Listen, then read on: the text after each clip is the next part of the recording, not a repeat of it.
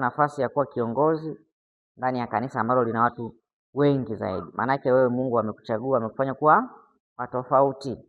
Kwa hiyo kama Mungu amekufanya kuwa tofauti, lazima uwe na neema ya tofauti. Jana tulisoma tukasema ya kwamba neema na amani au neema na ukuaji wa mwanadamu unapatikana kupitia maarifa ambayo anakuwa nayo kuhusiana na Mungu. Hauwezi ukafanya uongozi wako vizuri kama hautakuwa na ile neema nyuma yako ya kukuongoza, kwa sababu kiongozi ni mwakilishi wa Mungu.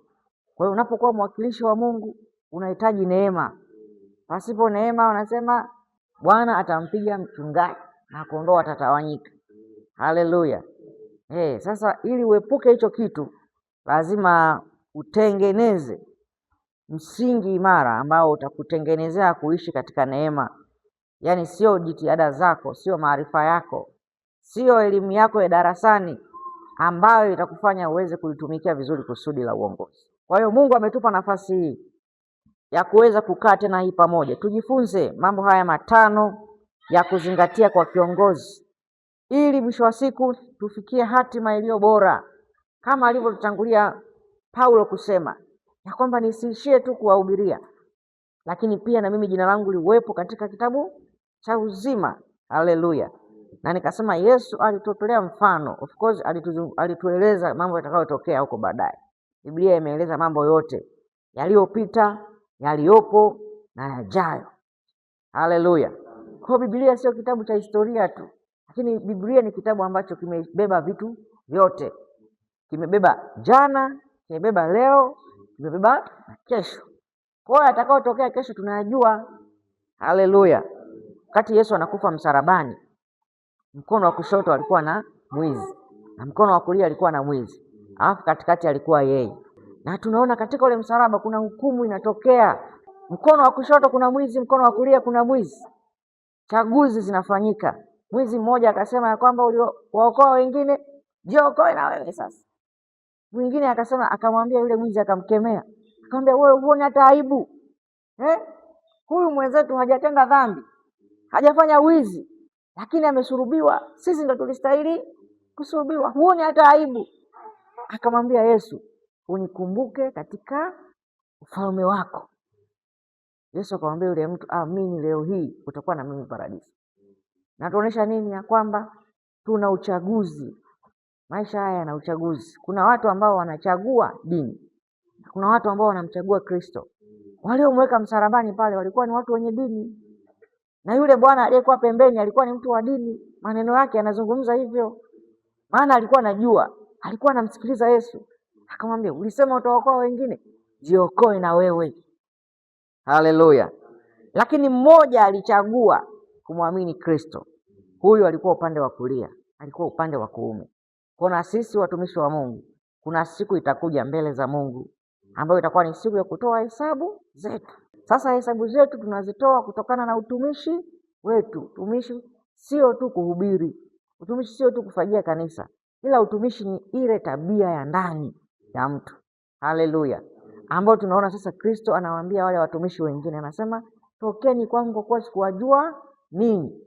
Sababu ilikuwa ni nini? Walifanya kazi ya Mungu, walifanya utumishi, lakini hawakuwa kwenye nafasi ambayo mbingu iliwatambua. Haleluya. Kwa hiyo unaweza ukafanya kazi nzuri ya Mungu, unaweza ukahubiri sana, watu wanaweza wakatoka mapepo sana, lakini Mungu hakutambui, jina lako halipo.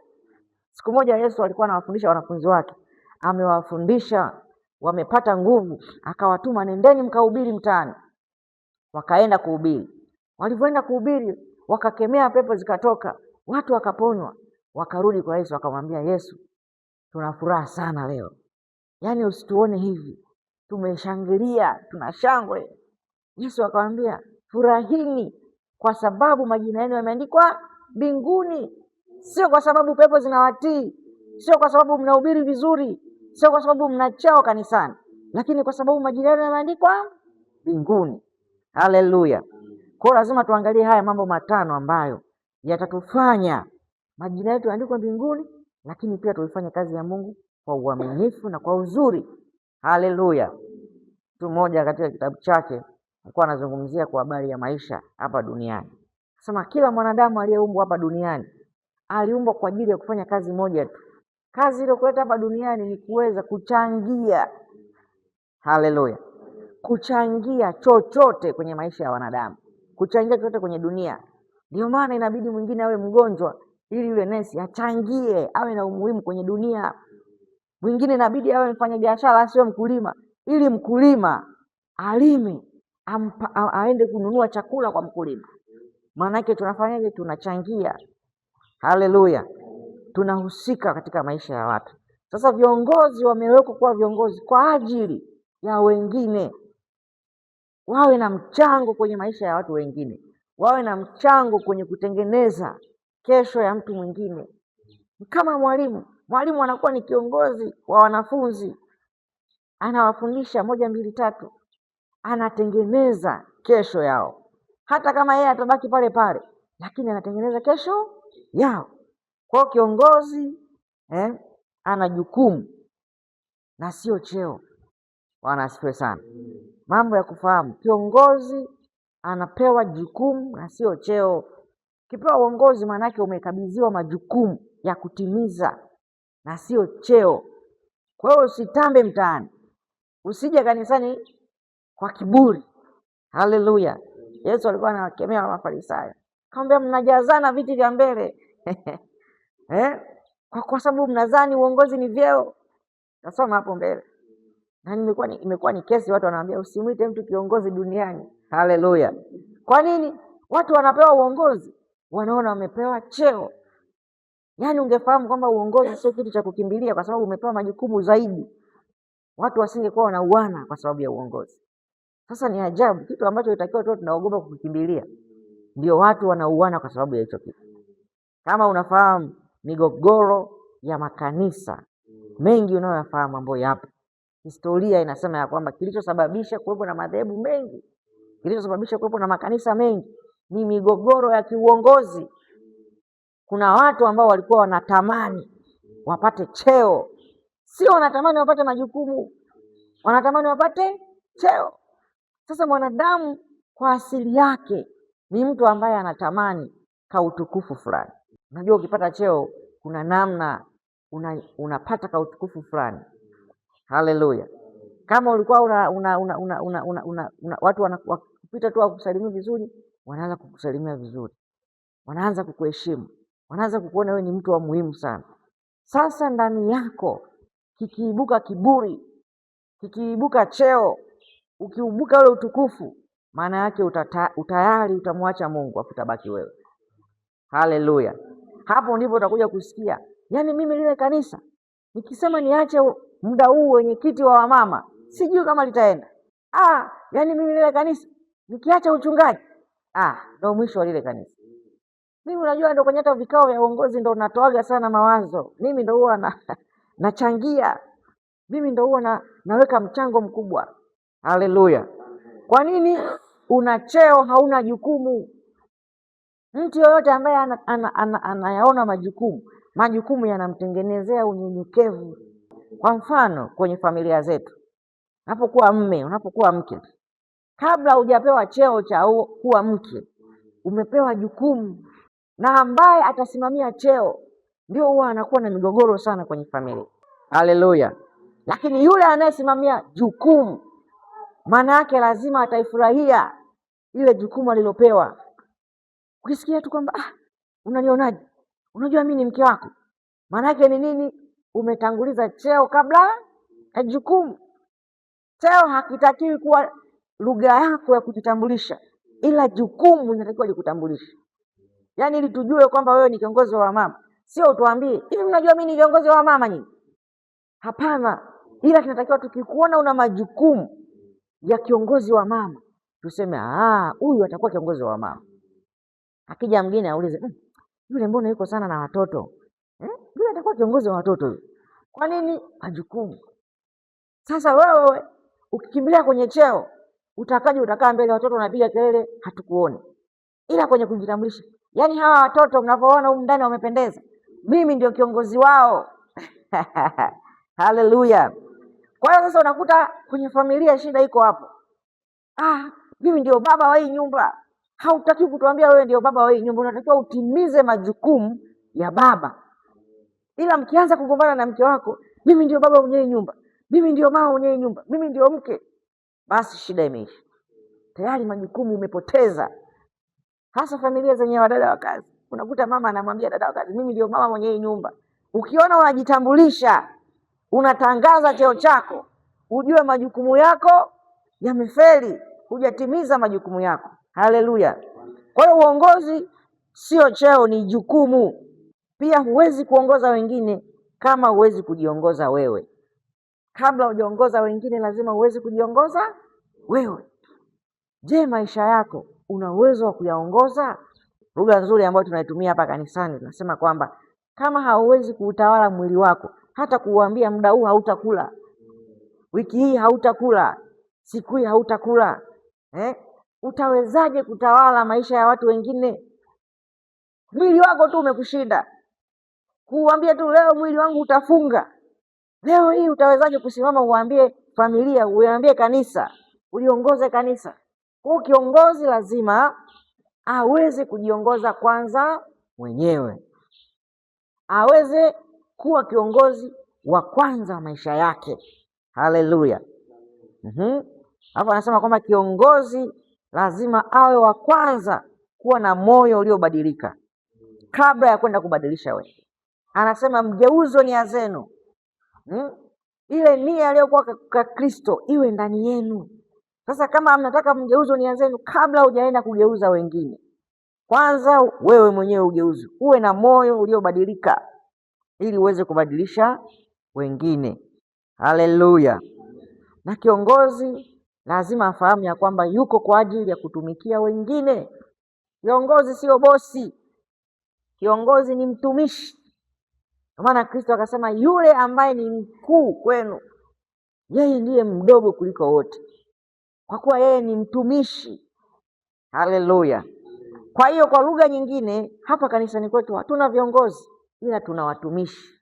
Anayewatumikia wamama ndo anatakiwa awe mwenyekiti wa wamama. Tukisema jamani, anayewatumikia wababa, huyo ni mwenyekiti wa wababa. Anayewatumikia wa vijana, huyo ni mwenyekiti wa vijana. Bwana asifiwe sana. Kwa hiyo fahamu hicho kitu kwamba Mungu ametuumba, ametufanya kuwa watumishi wake. Haleluya! Kwa hiyo tutaangalia kwanza hapa majukumu manne ya kiongozi. Kabla tujaenda kuangalia yale mambo matano niliyowaambia, tuangalie majukumu manne ya kiongozi ama mtumishi wa Mungu. Haleluya! Kwenye maisha haya sisi sote ni viongozi, watu wote ni viongozi. Maana niliwaambia kiongozi kazi yake ni kutumikia wengine, kuleta suluhisho kwenye jamii. Kila mtu aliumbwa ili alete suluhisho kwenye jamii. Ndio maana Yesu alitoa mfano akasema kuna mmoja alipewa talanta 2, mwingine akapewa talanta 5, mwingine akapewa 1. Maanake kila mmoja amegawiwa kitu ambacho akizaliwa tu hapa duniani anatakiwa achangie kwenye maisha ya mtu mwingine, anatakiwa aguse maisha ya mtu mwingine. Tuko kwa ajili ya kuhudumiana. Sisi ni mwili wa Kristo. Paulo anasema kidole kisimwambie mkono huna maana wewe. Haleluya! Macho yasiambie miguu, yaani wewe unakokwenda unaenda wapi bila mimi? Wewe sio wa maana. Haleluya! Lakini tumeumbwa kwa ajili ya kufaidiana, tushangiane. Haleluya! Sijui kuendesha pikipiki, mmoja awe anajua. Sijui kutengeneza nyumba, mmoja awe fundi nyumba. Sijui kushona nguo, mwingine awe fundi nguo, ili tusaidiane, tufurahiane. Yaani dunia, maandiko yanasema hapo mbeleni kutakuwa na miaka 1000 ambao Kristo atatawala hapa duniani. Ile roho inayowafanya watu watende dhambi haitakuwako. Bwana asifiwe sana. Ile roho kishaondoka, utaona hichi ninachokuambia kilivyo na maana. Yaani jinsi ambavyo wewe unafahamu kushona nguo, utakavyokuwa unajisikia fahari kumhudumia mtu ambaye anatakiwa apate nguo. Kwa kuwa ni nini? Mungu amekupa kile kitu. Kuna mtu mwingine kusuka hajui. Ukimwambia msuka hii kichwa, anafanya hivi, anafanya hivi, haelewi. Ila kuna mwingine amefumba macho, anafanya hivi, mambo yanaenda vizuri. Nini? Mungu amempa jukumu la kuweza kugusa maisha ya wengine, kusaidia, kuwa na faida, kufaidiana. Haleluya! Jambo la kwanza katika majukumu ya kiongozi, kiongozi ni mbeba maono. Haleluya! Kiongozi ni mbeba maono. Kwa hiyo lazima ujue kwamba kwenye maisha yako wewe ni kiongozi.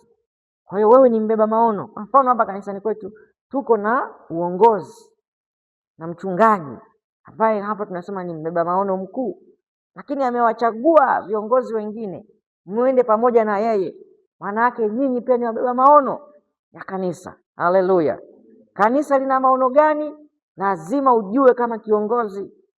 Lazima umuulize mchungaji, mwaka huu tunaelekea wapi? Mwaka huu tunafanya nini? Kwa sababu wewe utakavyojua maono ya kanisa, ni rahisi kuwafanya watu wengine wajue maono yake. Haleluya! Najua kwenye maandiko siku moja Musa alienda kukutana na mkwe wake. Haleluya! Alikuwa anaitwa nani? Ni Jethro, sio? Yes. Akaenda kukutana na mkwe wake anaitwa Jethro. Sasa Jethro alipoenda kumtembelea Musa, akakuta Musa anafanya kazi asubuhi mpaka usiku. Yuko tu anasikiliza watu, anatatua migogoro, anafanya mambo yaende. Mwingine anakuja anaumwa, mwingine anakuja na changamoto ile, anamtia moyo. Asubuhi mpaka jioni, hana muda wa kupumzika. Haleluya! Yule mkwe wake Musa akamwambia ya kwamba, ndugu, kazi unayofanya ni kubwa, hauwezi kuifanya peke yako, tafuta wasaidizi. Haleluya! Najaribu kuonesha kwamba kwa nini sasa hapa kanisani mchungaji hayuko peke yake. Kwa nini akasema kuwe na kiongozi wa vijana? Kwa nini akasema kuwe na wazee wa kanisa? Kwa nini akasema kuwe na mchungaji msaidizi? Kwa nini akasema kuwe na viongozi ndani ya kanisa? Sababu ni nini? Peke yake hawezi kutimiza majukumu yote. Haleluya! Kuna mama atakuwa anaumwa, mchungaji hataweza kwenda kumuona, lakini mama mwenyekiti atasema mimi nimekuja hapa kama mwakilishi wa mchungaji. Haleluya! Maana yake ile jukumu ambalo mchungaji angetakiwa kulifanya umelifanya wewe, mchungaji kafanya. Ndiyo kazi ya uongozi. Haleluya! Kwa najaribu kuonesha ya kwamba lazima uyajue maono. Kiongozi ni mbeba maono. Kanisa lina maono gani? Lazima ujue, ili ujue kwamba hata tunapokwenda tunapotea. Haleluya! Usipojua maono, hata kwenye kikao huwezi kuchangia, kwa sababu huwezi kujua mambo yanaenda vizuri au yanaenda vibaya. Haleluya! Methali sura ya 29 mstari wa 18. Methali sura ya 29 mstari wa 18. Maandiko yanasema, pasipo maono watu huacha kujizuia, bali ana heri mtu yule aishikae sheria. Haleluya! Pasipo maono watu huacha kujizuia. Ngoja nikusomee hapa tafsiri zingine pia tutafakari tunaposema kuhusu maono ni nini. Pasipo maono watu hushindwa kujizuia. Maana yake ni pasipo kuwa na picha ya kule unakoelekea hautaweza kujizuia. Kwa lugha nyingine, unapotoka hapa kwenda Geita mjini, lazima uwe una maono ya kwamba ninapokwenda ni wapi. Geita mjini. Haleluya! Itakusaidia kujua uelekeo, itakusaidia kujua njia ya kupita. Kwanza utaanza kutafakari, hii njia tunaienda, mmekubaliana wote tunaenda Geita mjini. Halafu ghafla unaona mwenzako anaelekea huu mtaa huko Kabayole. Sasa kujiuliza, hivi tukifika huko ndo tunaenda kweli Geita mjini? Haleluya! Lakini ukiwa hujui maono kwamba mchungaji alituambia maono yetu ni kwenda Geita mjini, kitakachotokea sasa utasema, jamani, tuongeze spidi tuwahi. Mnawahi wapi? Tunawahi Geita mjini. Mnaelekea wapi sasa? Mbona mnaelekea Kabayole? Chanzo ni nini? Hakukuwa na maono. Kwa lazima muwe na maono. Maono ni dira inayokuongoza wapi uelekee, wapi tunapoelekea. Haleluya! Sasa mstari wa 29 hapa na Biblia moja hapa inaitwa NLT inasema ya kwamba mstari wa 18 sura ya 29 inasema, when people do not accept divine guidance they learn wild, but whoever obeys the law is joyful. Haleluya! Hapa anamaanisha nini? Anamaanisha kwamba watu wanapokataa maongozo ya kiroho, watu wanapokataa kuwa na maono, yale maono ni nini? Ni maongozo ya kiroho. Unapokataa maongozo ya kiroho, maana yake unapotea. Haleluya! Unashindwa kujizuia. Hapa anamaanisha kwamba unakuwa kama mlevi. Mlevi anapotembea njiani anaweweseka. Kuna muda anajikwaa, ananyanyuka mara, yani huwezi kujua direction yake. Badala aende mbele, unaona anaenda pembeni, anaenda anayumba yumba. Kwa nini? Hana maono. Maono nimesema ni nini? Ni maongozi ya kiroho. Haleluya! Kwa hiyo lazima ujue maono kama kiongozi. Sasa katika kanisa, kwanza maono makuu ni yapi? Kwa kuwa kiongozi wa kwanza kwenye maisha yako au kiongozi wa kwanza kwenye kanisa ni Yesu Kristo. Haleluya, Bwana asifiwe. Kwa lazima ujue maono ni yapi. Ngoja nikusomea hapo Mathayo 23 mstari wa 8. Nimesema maono ni maongozo ya kiroho. Mtu yoyote ambaye hatakubali maongozo ya kiroho, maana yake mtu huyo ni rahisi sana kupotea, ni rahisi sana kuangamia, ni rahisi sana kwenda mahala asipopajua. Haleluya. Kwa hiyo watu wangu wanaangamizwa kukosa maarifa. Maarifa gani? Ya maono. Maana nasema pasipo maono mtu hushindwa kujizuia, hushindwa kujua niendeje, hushindwa kujua niishi vipi na watu, kwa kuwa hajui anapoenda. Hana utulivu wa kufahamu wapi anaelekea. Haleluya.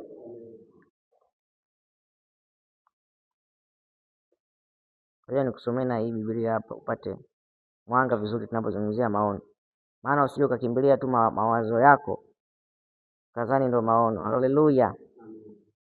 Mstari wa 18 anasema ya kwamba if people can't see what God is doing, they stumble all over themselves. Haleluya. But when they attend to what he reveals, they are most blessed. Haleluya. Hii imekaa vizuri sana. Umeelewa hiyo tafsiri tunasoma hapa? Kwamba pasipo maono watu hushindwa kujizuia. Sasa maono ni kitu gani? Kwa lugha ya Kiswahili tunasema maono ni picha ambayo mtu anaiona juu ya kule anakoelekea. Kwa mfano, nikitaka kwenda Geita, napata picha ya Geita iko mahali gani. Kwa hiyo nakuwa najua ili nifike Geita lazima nipite njia hii na uelekeo huu. Sasa ninapoona uelekeo unaoenda sio, maana yake nimeshindwa kujizuia kukaa kwenye ile njia. Haleluya. Kwa hiyo hapa maandiko yanatuelezea vizuri zaidi. Maono yanayozungumziwa hapa anasema if people can't see what God is doing. Pasipo maono, yani pasipo kujua kile ambacho Mungu anakifanya, pasipo kujua mapenzi ya Mungu, maana yake mtu huyo hushindwa kujizuia. Utafanya chochote kile kwa sababu hujui kile ambacho Mungu anakitenda, hukioni, ufahamu mapenzi ya Mungu, utashindwa kujizuia, utaamua unavyotaka. Haleluya. Mungu amesema nini? Lazima ujue. Ndio maono ya kwanza kwa kanisa. Maono ya kwanza kwa mwanadamu ni kujua Mungu anasema nini. Haleluya. Anasema hivi, itakapofikia hatua when they attend to what he reveals, they are most blessed. Yani utakuwa na heri, utabarikiwa pale ambapo utaona, yani pale ambapo utayashika yale ambayo Mungu anajifunua kwa hayo. Yale ambayo anayafunua. Kwa lugha nyingine, yale ndiyo maagizo, zile ndiyo sheria. Haleluya. Kwa hiyo usipojua maono ya huduma ulionayo, usipojua maono ya kanisa ulionalo, siwezi kuwa kiongozi mzuri. Mathayo sura ya 23 mstari wa 8. Bwana asifiwe. Watumishi, Bwana asifiwe. Watumishi, nyinyi kweli ni viongozi, maana mpo serious. Anaitikia mchungaji tu kusema Bwana asifiwe. Haleluya. Haleluya. Kwa anasema Yesu alikuwa anazungumza na wale jamaa Mafarisayo, akasema bali ninyi msiitwe Rabi, maana mwalimu wenu ni mmoja, nanyi nyote ni ndugu. Haleluya. Alafu anasema wala msimwite mtu baba duniani, maana baba yenu ni mmoja aliye wa mbinguni. Mstari wa 10. Wala msiitwe viongozi, maana kiongozi wenu ni mmoja, naye ndiye Kristo. Haleluya. Mstari wa 11 anasema naye aliye mkubwa wenu atakuwa mtumishi wenu, na yeyote atakayejikweza atadhiliwa, na yeyote atakayejidhili atakwezwa. Haleluya. Bwana asifiwe sana. Kwa hiyo hapa Yesu anatufafanulia ya kwamba maono ambayo tunatembea nayo katika uongozi, lazima tujue ya kwanza, kiongozi mkuu wa kanisa ni Yesu. Kiongozi mkuu wa kwanza ni Mungu. Haleluya. Sisi ni ndugu, sisi ni watumishi wa Kristo. Unapojiinua na kujiona wewe ndiye kiongozi mbeba maono, maana yake umemkataa Mungu. Haleluya! Lakini maono ya kanisa lazima yaendane na kiongozi mkuu, lazima yaendane na Mungu. Kwa hiyo Yesu anawaambia hawa Mafarisayo ya kwamba nyinyi mnajiona viongozi, nyinyi mnajiona ni walimu, lakini maandiko yenu, mafundisho yenu, uongozi wenu hamzingatii aliye kiongozi mkuu. Ndio maana akasema msimwite mtu kiongozi duniani. Akiwa na maana gani? Kiongozi wa kwanza mkuu ni Mungu. Haleluya! Kwa tunapoweka maono kwa ajili ya huduma yetu, kwa ajili ya kanisa letu, lazima maono yetu yaendane na maono ya Mungu. Ndio maana tukasema pale ya kwamba yule anayebarikiwa yule ambaye Mungu anajifunua kwake. Haleluya! Anayeshika sheria ya Mungu, anayeshika yale mafunuo ya Mungu juu ya huduma alionayo. Kwa lazima ujue kiongozi ni mbeba maono. Unabeba maono gani? Unabeba maono ambayo msingi wake wa kwanza ni agizo la Mungu, maana Mungu ndio mbeba maono wa kwanza. Haleluya! Sisi tu watenda kazi pamoja na Mungu. Kanisa ni la nani? La Mungu. Ni bibi harusi. Bibi harusi ni mali ya nani? Ya bwana harusi. Bwana harusi ni nani? Yesu Kristo. Haleluya! Kwa hiyo siku ya mwisho Kristo atakuja kuchukua kanisa lake. Kwa hiyo kama wewe ulidhani kanisa ni lako, utabaki na jengo. Jengo kwa kweli ni la kwako mchungaji. Jengo ni la kwako kabisa mzee wa kanisa. Lakini kanisa ni la Kristo. Haleluya! Kwa hiyo hakuna haja ya kugombana, hakuna haja ya kujitapa, hakuna haja ya kubishana kung'ang'ania uongozi. Kwa nini? Kwa kuwa kiongozi mkuu ni Yesu Kristo. Haleluya! Sasa ikiwa tunatafuta uongozi kwa magomvi, kwa ugomvi, maana yake sisi ni watu wa ajabu sana. Yaani maana yake Mungu hayuko katikati yetu. Kwa sababu maandiko yanasema Kristo ni mpatanishi. Jana niliwaambia ni mpatanishi, ni peacemaker. Haleluya! Sasa wewe umepata uongozi kwa ugomvi, unaendaje kuitangaza amani? Unawaambiaje washirika wapendane? Unaambiaje washirika wasameheane? Wakati wewe tayari umepata uongozi kwa ugomvi. Haleluya! Kwa hiyo mbeba maono wa kwanza ni Mungu kwenye maisha yetu. Beba maono wa kwanza ni Mungu. Na hapa nimekutolea tu mfano nakwambia lazima ujue kanisa nini ambacho Mungu alikusudia. Agizo la kwanza, agizo kuu ambalo Kristo analipa kanisa, ambalo katika hilo ndipo tunapopatia maono. Haleluya! Sisi viongozi na wabeba maono wa kanisa lazima tujue maono makuu ya Mungu hasa ni yapi, ili tusije tukapotea. Mnakaa kikao unasema sasa mchungaji, unajua maono yetu sasa mwaka huu tunataka tuhakikishe angalau tunakusanya shilingi 500,000 kwa mwezi. Haleluya! Kwa hiyo mkitoka pale, yani unapoenda kumhubiria mtu unatamani huyu aokoke, kwa sababu huyu akiokoka akija kanisani tutapata 1 2 3 tutafikia yale maono. Yani unakuwa na maono ya TRA. Haleluya! Lakini maono ya kanisa ya kwanza ni kuwaleta watu kwa Yesu. Yeye ndio mbeba maono wa kwanza. Haleluya! Marko sura ya 16. Sura ya 16 Marko mstari wa 15 hapa. Kwa hapa tunaangalia msingi wa maono yetu. Kama wabeba maono wa Kristo, viongozi lazima uhakikishe ya kwamba utumishi wako wote unaofanya kwanza unasimamia maono haya, ambayo haya ndio maono ambayo yanazaa maono madogo madogo ndani ya kanisa. Haleluya! Tuna maono ya kuongeza viti. Kwa nini? Tunataka watu wazidi kumpata Mungu. Tuna maono ya kutanua kanisa. Kwa nini? Tunataka watu waongezeke ndani ya kanisa. Kanisa lifanyike, litende kazi vyema. Marko sura ya 15 mstari wa 16. Haleluya! Sio 15, ni Marko 16:15. Haleluya! Marko sura ya 16 mstari wa 15. Anasema akawaambia, enendeni ulimwenguni mote mkaihubiri injili kwa kila kiumbe. Haleluya! Hiyo ndio maono ya kwanza. Enendeni ulimwenguni mote mkaihubiri injili kwa kila kiumbe. Sasa unajua maana kwa kila kiumbe? Sio mwanadamu. Haleluya! Tunaposema kuhubiri injili kwa kila kiumbe hatuishii kwa mwanadamu. Ndio maana Mungu alisema kwamba nitaamuru hata mawe yatanisifu. viumbe vinakushuhudia. Ndio maana usio kasema kwamba hapa hakuna anayeniona. Hapa hakuna anayeniona. Kuna viumbe vinakuona kule ulipo. Hivyo ndio vinafanyika kuwa shahidi kwa Mungu. Kwa hiyo ule wokovu wako unautangaza hata kwa viumbe. Unapopita katika miti ikikuona inashuhudia mbele za Mungu ya kwamba huyu ni mtumishi wa Mungu. Siku moja Yesu alipita sehemu akakuta mti hauna matunda, akauamuru mti. Kwa nini? Mti ni shahidi. Mti unatii, mti unasikiliza, unaona, unapumzi, unapumua. Kwa hiyo kadri unavyoishi unatakiwa utangaze injili hata kwa miti, ikuone, ikujue ya kwamba huyu anayelima hapa ni mtumishi wa Mungu. Itii kwa kuwa imekujua. Haleluya. Viumbe vinatii uongozi wa kiroho, vinatii sauti ya kiroho. Ndio maana kuna wengine kwenye mashamba yao mazao hayakui, na wengine wanakimbilia kwa waganga ili mazao yakue, mambo yaende. Kwa nini? Vile viumbe vinatiishwa, kuna sauti zinasikiliza.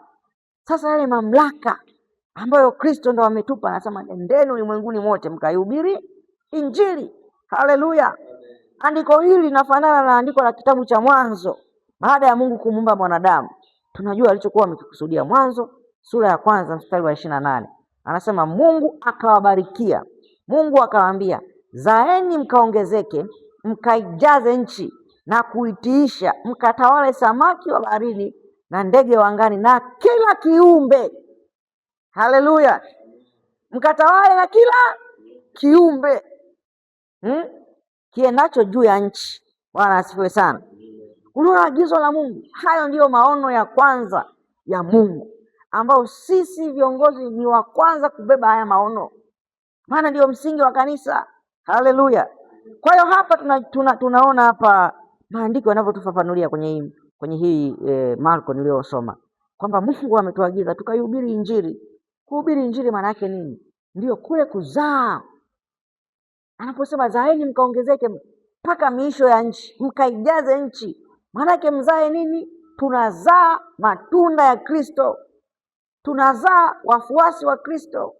Maana yake hilo ni jukumu letu la kwanza, kuhubiri injili. Haleluya. Sasa anasema kwa kila kiumbe. Bwana asifiwe.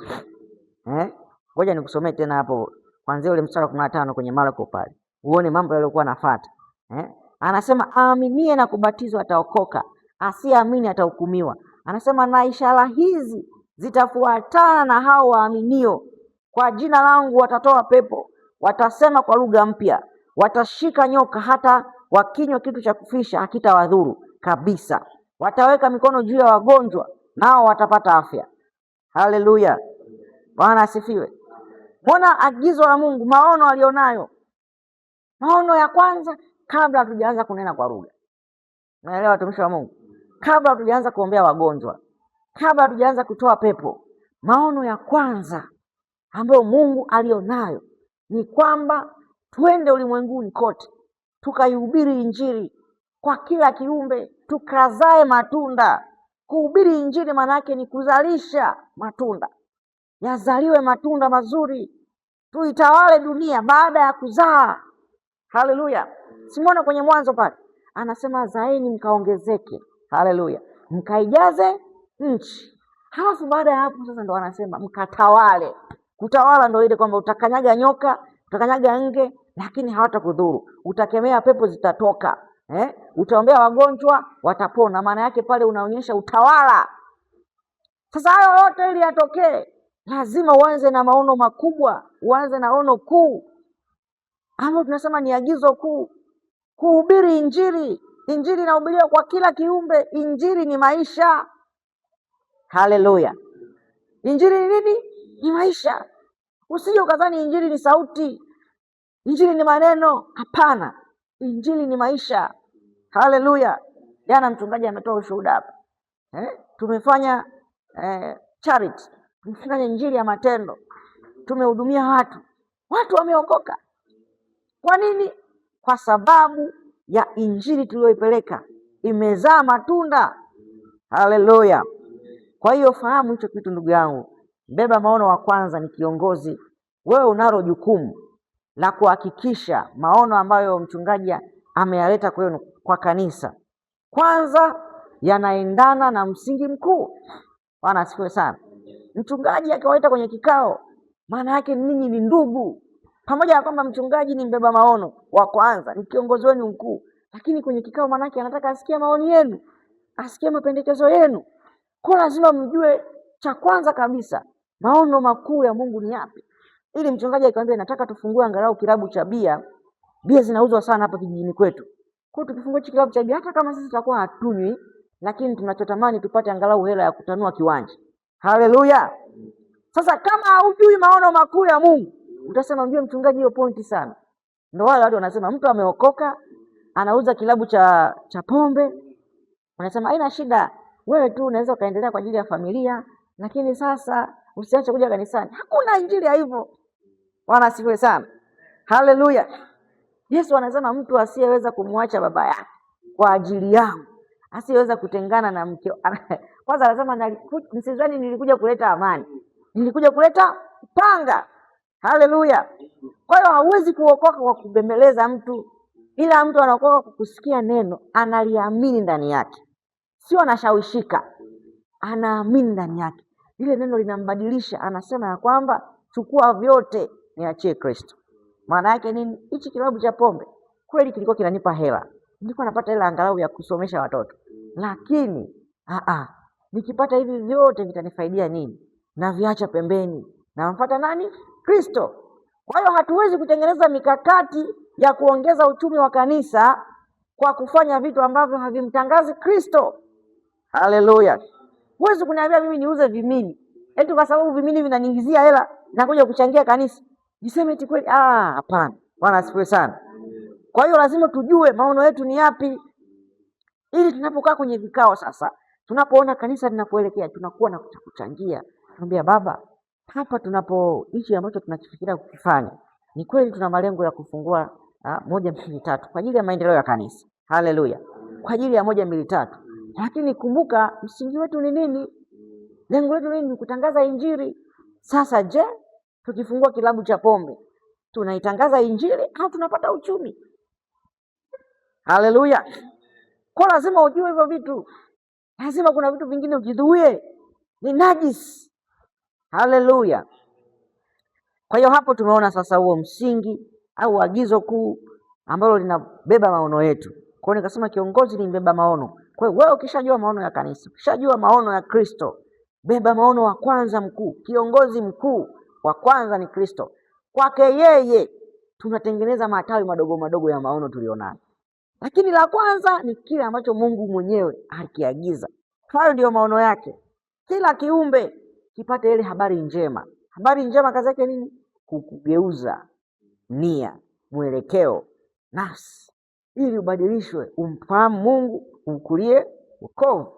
Haleluya. Jambo la pili, kiongozi ni dereva. Haleluya. Kiongozi ni nani? Dereva. Kanisa ni gari, huduma ni gari, ina uelekeo. Kuna mahala tunakwenda, kuna mahala ambapo tunatamani kufika.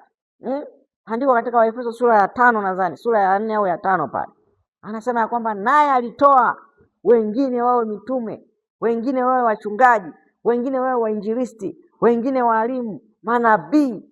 Lakini katika hao wote, ili ile huduma ya Kristo itendeke, hata tukue na kufikia kimo cha utimilifu wa Kristo. Haleluya. Na leo watumishi wa Mungu, huko ndiko tunakokwenda. Lengo letu ni kwamba tufaidiane, tukutane pamoja, tushirikiane, tujengane, tuimarishane. Tunaelekea wapi? Tunaelekea kwenye kufikia kimo cha utimilifu wa Kristo. Haleluya. Lakini hatuelekei kwenye kushindana, kama kanisa letu lina watu wengi, kwamba kanisa letu lina matawi mengi, kanisa letu lina vitu vingi, kanisa letu lina vyombo vingi, kanisa letu ni vizuri, lina AC, kanisa letu lina vyombo. Hapana. Ila tunachokitaka ni kwamba watu wakue, watu wamfahamu Kristo, wafikie kimo cha utimilifu wa Kristo. Haleluya. Mahala pengine Paulo anasema kwamba msiwe tena kama watoto wachanga, mkirushwa rushwa huku na huku. Bwana asifiwe sana. bali myatamani maziwa ya akili. Haleluya! Ili mpate kujua, kukua katika kumfahamu Kristo. Kwa nini? Ndio jukumu tulilopewa kama viongozi, kuwafanya watu wakue. Haleluya! Kwa kuhubiri sehemu moja nikamwambia, jamani, hii huduma tunayoitenda, hii kazi tulionayo kama viongozi, kama watumishi wa Mungu, wokovu tuliopokea ni wokovu ambao unahitaji akili. Haleluya!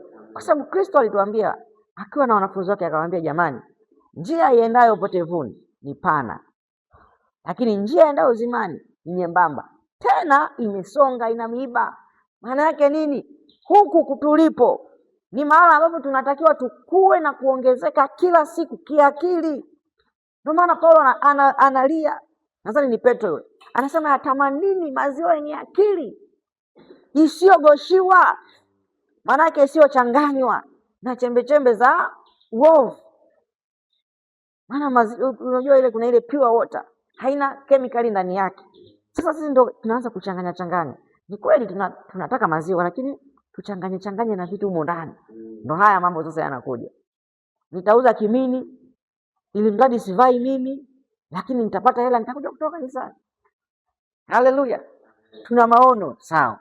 Tunachokifanya nini? Tunaanzisha kitu ambacho hakimpi Mungu utukufu. Kwa ajili ya nini? Jana mama kanifurahisha nyumbani pale. Mtu kaja kupiga hodi pale. Hodi, naomba nisaidie moto niwashe sigara. Mama akamwambia, moto tunao kweli, lakini moto wetu hautumiki kuwashia sigara. Safi. Haleluya! Tunaweza kukusaidia kweli moto, lakini sio kwa ajili ya kuwashia sigara. Lakini kinachotokea sasa, tukianza kusema sasa, unajua duniani hapa itafikia hatua mtu anakuambia, bwana, naomba unisaidie hapo 2000 angalau nipate kabia kamoja tu.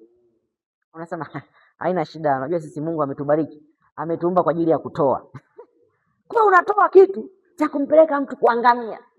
Hapo unasema unajua sisi tunahubiri injili kwa kila kiumbe. Kweli? Bwana asifiwe sana. Kwa lazima ujue maono yako ni yapi ili uweze kujizuia. Uweze kujua nini sitakiwi kufanya, nini natakiwa nifanye. Nini ambacho Mungu amenifunulia cha kufanya. Tumesoma pale. Anasema those who he reveals to himself what to do wanabarikiwa. Haleluya! Kwa hiyo wewe kiongozi ni dereva, lazima ujue njia unayoiendea. Ndio masharti ya dereva. Ukimpa mtu hapa kupeleke Geita, si ndio mtumishi wa Mungu, umempa gari yako au pikipiki, hajui, wewe umepanda nyuma, kawasha chombo, uelekeo panaitwaje kule Ngome. Wewe kwa sababu unasema huyu dereva mzuri sana, unaona anavyokopa mabonde, anaendesha vizuri huyo, mnaenda. Lakini ni dereva asiyejua njia. Haleluya! Sasa nimewambia njia yetu ni nyembamba, inahitaji nini? Utulivu na akili. Bwana asifiwe sana. Unajua mimi naendesha gari. Naendesha gari kwenye barabara ya lami na ukaendesha bali kwenye barabara ya vumbi. Kwa mfano ukitoka pale kwenye barabara kubwa ukiwa unakatisha kuja hapa kanisani, bodaboda akipita pale ni tofauti. Unajua akiwa kwenye ile barabara kubwa tofauti. Kwa nini? Pale kuna makorongo, pale inabidi atulie kwanza, apunguze speed, ajue hapa nikatishe hivi nikwepe vipi. Haleluya! Sasa wewe mtumishi wa Mungu free uko huru. Haleluya! Kwa hiyo kwa uko huru sasa, hauna maono, hauijui njia, unaenda tu unavyotaka. Sasa utakanyaga miba huku kwetu. Ndio maana Kristo anasema hii njia ni nyembamba. Ukitaka njia ambayo utaenda tu hivi, nenda kwenye njia pana. Ila huku kwenye njia ya Kristo tunaenda hivi. Ushatembea kwenye matope, ni utelezi. Kuna muda unatembea hivi unaangalia hapa nikikanyaga kuna mwiba, unaenda hivi. Si ndio watumishi wa Mungu? Au huko mko mjini sana hamna miba? Unaenda kwa nini? Kwa tahadhari. Umeona?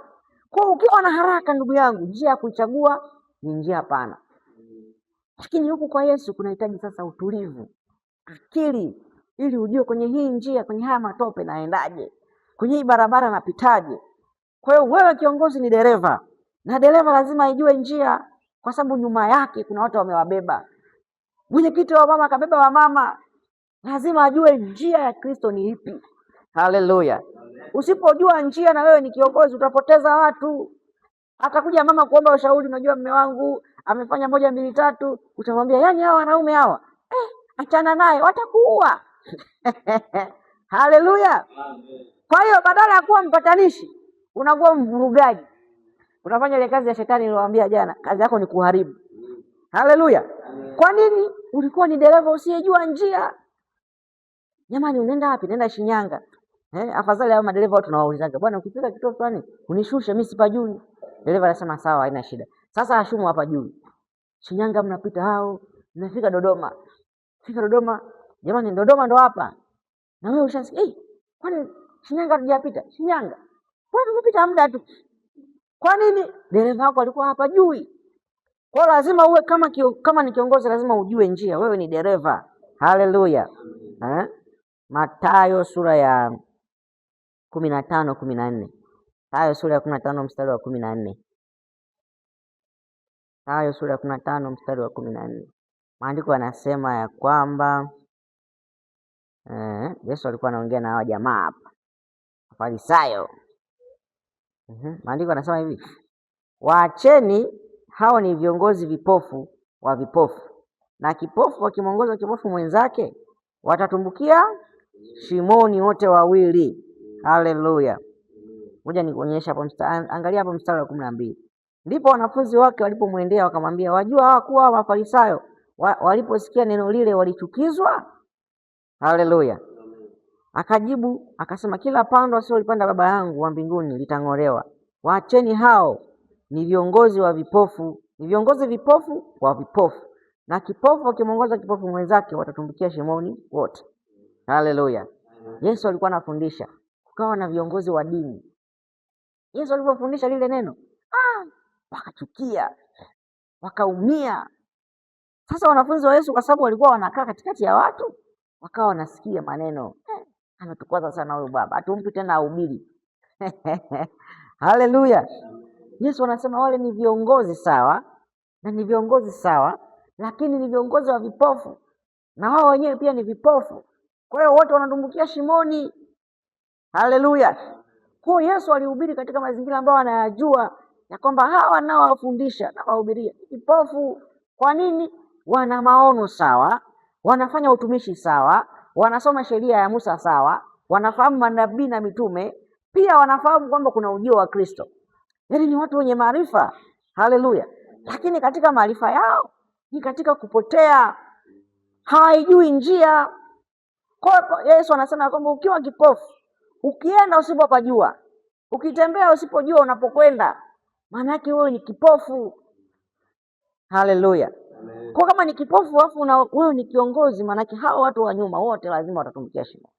Kwa lazima uwe kiongozi, lazima uwe ni dereva, uijue njia. Haleluya. Kutoka 33 mstari wa 13. Kuna kiongozi mmoja hapa, Musa. Alikuwa ni kiongozi wa wana wa Israeli, amewatoa mbali, anawaongoza wana wa Israeli. Anatufundisha kwamba ukiwa dereva lazima ujue njia. Haleluya. Kutoka 33 mstari wa 13. Basi sasa nakuomba, ikiwa nimepata neema mbele zako, unionyeshe njia zako nipate kukujua, ili nipate neema mbele zako, ukakumbuka ya kuwa taifa hili ndilo watu wako. Bwana asifiwe.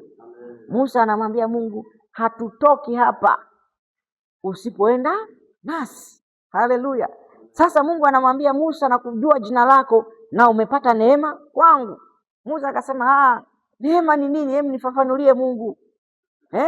Watu wanasema unajua mimi nimepata uongozi kwa neema. Yaani si kwa kweli sikustahili. Yule baba angalau hata angechaguliwa yule. Mimi ni kwa neema tu. Bwana asifiwe sana. Ndio ilivyokuwa kwa Musa. Mungu amempa uongozi kwa neema. Lakini mwenzetu anaenda mbali zaidi. Anamwambia Mungu, ikiwa nimepata neema, unionyeshe njia yako ili nipate neema. Haleluya. Kwa hiyo ile kupata neema ya kuwa kiongozi haitoshi. Usipoijua njia, wale unaowaongoza utawadumbukiza shimoni. Kwa kama dereva, kama kiongozi, lazima ujue ya kwamba lazima uombe neema ya Mungu ili upate kujua njia. Neema ni mwalimu. Haleluya. Neema ni mwalimu. Yaani tunaposema mtu umepata neema, maana yake umepata mafunuo, umepata elimu ya kukufundisha namna ya kufanya, namna ya kutenda. Haleluya. Musa anapata neema ya kuwa kiongozi, anahangaika peke yake, anateseka peke yake. Kuna habari moja hapa, sikumbuki ni hesabu ngapi, lakini habari inasema hivi: siku moja Mungu alimpa maelekezo Musa akusanye watu ndani ya hekalu. Watu walikuwa nadhani wako kama 70 hivi. Bwana asifiwe sana. Wakajazwa Roho Mtakatifu. Halafu kuna wajamaa wawili. Hao jamaa katika ile hesabu hawakuwepo pale hekaluni. Walikuwa wako kambini, walikuwa kwenye makazi ya watu. Kule kule walipokuwa wakajazwa Roho Mtakatifu. Wakaanza kutabiri wakiwa kule kule. Haleluya. Jamaa wakasema, ye Musa, kuna watu huku wanataka kuchukua nafasi yako. Wakakimbia kwa Musa. Joshua akamwambia Musa, kuna watu kambini. Hao jamaa katika wale 70, hao jamaa peke yao ambao hawakupo kanisani ndio waliotajwa majina. Bwana asifiwe sana. Akamwambia kuna watu kule kambini wanatabiri. Kuna watu kule kambini wanahubiri vizuri. Wakemee Bwana kwa kuwa wewe ndio kiongozi. Haleluya. Musa akasema, mmekuwa na wivu kwa ajili yangu. Yaani ninatamani ingewezekana watu wote hawa wakajazwa Roho Mtakatifu. Haleluya. Wakati huo Musa anaongea neno la kinabii juu ya nyakati zitakazokuja, ya kwamba Roho Mtakatifu atakuja kwa ajili ya watu wote. Kwa hiyo Musa anamwambia Yoshua, je, mnaona wivu kwa ajili yangu? Yaani mimi ninatamani watu wote mjazwe Roho Mtakatifu. Kwa kuwa alikuwa na kazi ngumu. Watu ni wagumu kuelewa. Watu hawana Roho Mtakatifu. Kwa hiyo mambo hayaendi. Musa muda wote anasoma kesi, lakini akasema hapana, hii kazi siwezi kuifanya mwenyewe. Ikiwa Mungu amenipa neema, anionyeshe njia nitakayoiendea. Haleluya. Kwa kiongozi lazima uombe njia. Njia itakusaidia. Njia itakupa mwelekeo. Haleluya. Itakusaidia kwenye kufanya maamuzi yako kama kiongozi. Unapokutana na kesi mojawapo ya watu walioko chini yako, washirika, wewe kama kiongozi unafanyaje maamuzi? Haleluya. Misa ukaangalia tuna mfano wa Suleiman. Suleiman wakati amepewa uongozi, hakuishia kusema tu nimepata neema ya kuwa mfalme. Kwa sababu Suleiman pia alipata ufalme kwa neema. Nafasi yake ilikuwa inachukuliwa na mtu mmoja anaitwa Adonia. Adonia ametangulia kashajitangaza mimi ndio mfalme. Haleluya. Kwa hiyo Mungu anakuja kumpa neema Suleiman ya uongozi. Suleiman kapata uongozi, lakini akasema hapana Bwana. Pamoja kwamba nimepata neema ya kuwa kiongozi, kuwa mfalme. Baba yangu alikuwa mfalme. Na Mungu umetengeneza mazingira nimekuwa mfalme, nina marafiki wazuri, nina marafiki zangu kina Kuhani na Nathan. Nabii Nathan. Hao ni marafiki zake wazuri, wale walikuwa marafiki wa Daudi, wanajeshi wale mashujaa, ndio wako na Suleiman. Lakini akasema Bwana, hitaji langu kwako, unionyeshe, unipe hekima. Hekima kwa ajili ya nini? Nijue jinsi ya kuingia na kutoka mbele za watu wako. Haleluya.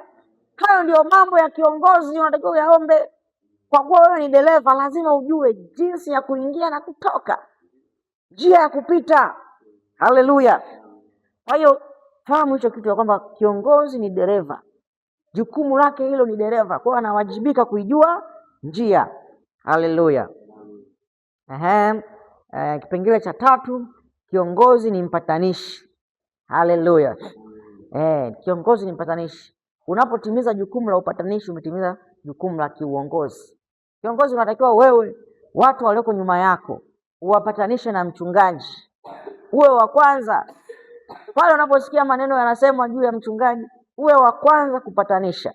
Pale unaposikia maneno yanasema juu ya huduma, uwe wa kwanza kuleta upatanishi, kusuruhisha. Haleluya. Sasa sio kesi imetokea, mtu amekosea, anakufuata wewe kiongozi, unasema unajua mimi mwenyewe ni mwenyekiti tu wa mama, lakini pale baba kwa kweli sijamuelewa. Yaani wewe tu amua utakavyoamua. Yaani kama hata unaenda kanisa jingine, wewe nenda tu. Fanya tu kile ambacho moyo wako unapenda. Haleluya. Kiongozi ni mpatanishi. Ndio jukumu la kwanza, kuhakikisha unatengeneza amani, kuhakikisha magomvi hayapo ndani ya kanisa, migogoro ndani ya kanisa ndio unaoliua kanisa. Haleluya. Na mahala ambapo hakuna amani, Mungu hakai. Hawezi kukaa kwenye ugomvi, hawezi kukaa kwenye malumbano, hawezi kukaa kwenye mabishano. Haleluya. Yaani kazi ya shetani, niwaambia jana, ni kuharibu, kufarakanisha. Kwa hiyo shetani kazi yake ni kuleta migogoro tu.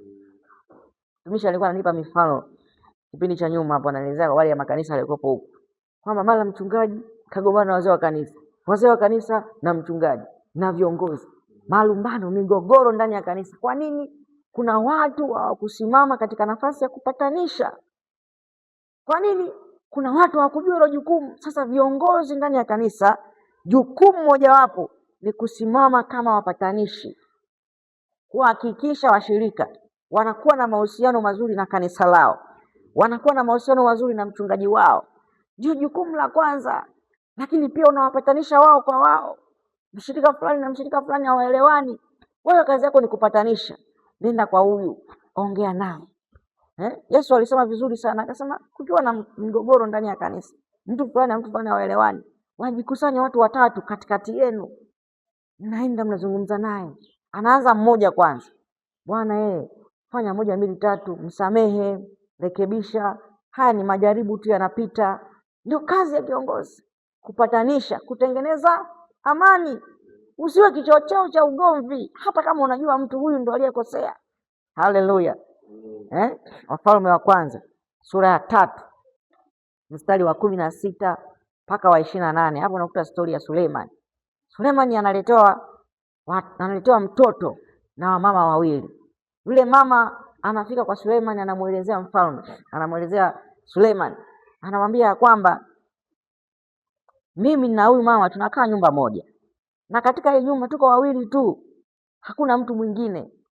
Na mimi nilianza kupata mtoto, baada ya siku 3 mwenzangu naye akawa amepata mtoto. Kwa hiyo kuna watoto wawili ndani ya nyumba. Haleluya. Lakini mama anasema ya kwamba lakini huyu mwenzangu akamlalia mtoto vibaya. Haleluya.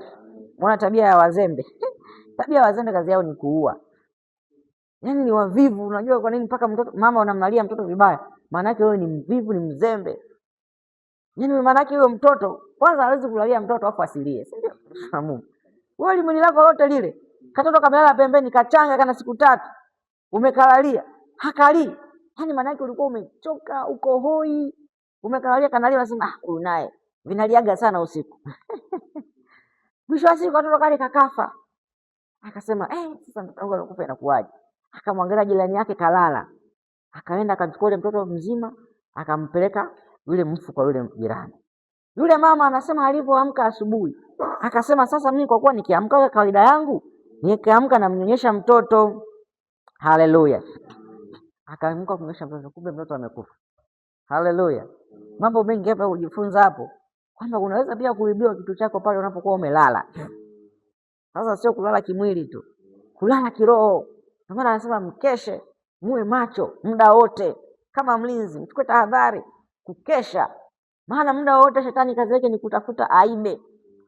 Mama wa watu kalala, mtu anakuja anachukua mtoto wake hajui, anasema nitaamka kama kawaida yangu. Kama yule jamaa yule tajiri aliyepata hela akalala kitandani akaweka mikono juu akasema ninapungukiwa nini mimi jamani? Akiwa anajua kwamba kesho asubuhi ataamka kama kawaida, akapiga zake mtori na supu. Mungu anamwambia wewe ni mjinga sana. Watu wanaitaka roho yako usiku huu.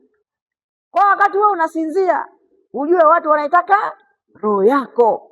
Kwa lazima uwe active, uwe macho muda wote, watumishi wa Mungu. Uwe mlinzi. Kwa Suleiman anafanya sasa maamuzi ya wale watu wamekuja mbele zake. Wafalme wa Kwanza sura ya 3 nimewaambia. Sura ya 3 mimi nakusomea mstari wa mwisho kabisa. Mstari wa mwisho unasema hivi: na Israeli wote wakapata habari za hukumu ile aliyohukumu mfalme, wakamuogopa mfalme, maana waliona ya kuwa hekima ya Mungu ilikuwa ndani yake ili afanye hukumu. Haleluya. Mbona ilivyo raha? Baadaye Suleiman akasema sasa jamani, hebu mchukueni huyu mtoto, leteni upanga, mkateni huyu mtoto vipande viwili. Haleluya. Halafu kisha kila kipande apewe mama huyu na huyu. Yule mama mwenye mtoto akasema hapana. Haleluya. Niko tayari kupoteza ili tu amani iwepo, ili tu mapatano yawepo. Akasema huyu mtoto basi apewe huyu kuliko afanyeje? Auliwe. Bwana asifiwe sana. Yule mtu mwingine sasa akasema ya kwamba hapana, akatwe. Maana yule naye alikuwa na akili, anajua mtoto akikua kataanza kufanana na mama yake, nitaumbuka. Akasema mimi ni shetani, mimi ni mharibifu, ni muuaji, mtoto huyu akatwe kama alivyosema mfalme. Bwana asifiwe sana. Mfalme akasema mwenye mtoto ni huyu mama.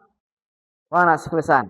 Kwa hiyo kiongozi, tutakujua kwamba wewe ni kiongozi wetu pale ambapo utafanya maamuzi ya kutengeneza, sio kuharibu. Haleluya. Pale ambapo utasema, utamwambia mshirika ya kwamba kwa alivyokuambia vile mchungaji usimsikilize, achana naye tu, endelea tutakavyoona. Lakini unatakiwa wa kwanza kupatanisha. Sasa angalia hawa watu, baada ya Suleiman kufanya maamuzi yale, watu wanasema, watu wa taifa la Israeli walipopata habari ya kile kitu, ile hukumu, wakamuogopa mfalme. Sio kwa sababu aliwatishia, sio kwa sababu alijitambulisha, mimi ndio mfalme wenu, nisikilize mimi ndio kiongozi wenu, nimesema 1 2 3. Hapana. Heshima haitafutwi kwa nguvu, haitafutwi kwa mabavu. Heshima inatafutwa kwa hekima na kwa matunda unayoyazaa. Ndio maana anasema zaeni mkaongezeke. Ile ni huduma, ni unapozaa matunda, unapotenda jambo jema, umefanya uinjilisti, umefanya injili, umetangaza injili kwa mataifa. Anasema wale watu wakamuogopa mfalme. Kwa nini walimuogopa mfalme? Sio kwa sababu aliwatishia, bali maana waliona ya kuwa hekima ya Mungu ilikuwa ndani yake. Bwana Yesu asifiwe sana. Haleluya. Siku moja Farao akapata mtafsiri wa ndoto yake. Alafu Yusufu alipotafsiri ndoto yake akamuelezea cha kufanya. Haleluya. Mwana Mungu alivyo ajabu. Yaani anakuambia hii ndoto maana yake 1 2 3. Sasa kama ukishajua maana yake ni nini, basi hapana, umejua maana yake, lakini cha kufanya ni hiki. Ule mfalme Farao ambaye hakuwa ameokoka akasema, jamani, tupate wapi mtu kama huyu? Kwa sababu gani? Mtu ambaye roho wa Mungu anakaa ndani yake. Haleluya. Ndicho kilichotokea kwa mfalme Suleimani. Watu wakasema huyu mtu ana hekima ya Mungu ndani yake. Kwa hiyo katika uongozi ulionao lazima ujue ya kwamba wewe ni mpatanishi, na katika kupatanisha manake watu watamuona Mungu ndani yako. Kwa kuwa niliwaambia jana na leo nawaambia, sifa ya kuwa mwana wa Mungu ya kwanza ni kuwa mpatanishi. Haleluya. Bwana asifiwe sana. Bwana anasema heri wapatanishi, maana wao wataitwa wana wa Mungu. Ndicho alichofanya Kristo. Kristo alikuja kupatanisha mwanadamu na Mungu. Mwanadamu alifarakana na Mungu, akawa mtenda dhambi, akawa muovu. Kristo akatoa maisha yake akasema, hapana, mimi nimekuja kuwakutanisha tena, niwaunganishe. Haleluya. Nionyeshe upendo, niwaunganishe pamoja. Mwanadamu na Mungu warudiane, wapate upatanisho. Haleluya. Hiyo ndio kazi ya Kristo, kutupatanisha, kulipatanisha kanisa na Mungu. Kwa kiongozi lazima uwe mpatanishi. Hakikisha unatangaza amani. Kadri unavyotangaza amani, ndivyo watu wanavyojua kwamba huyu mtu ana roho wa Mungu ndani yake. Haleluya. Bwana asifiwe. Ndio maana kwa maana hiyo lazima ujaze Roho Mtakatifu. Haleluya.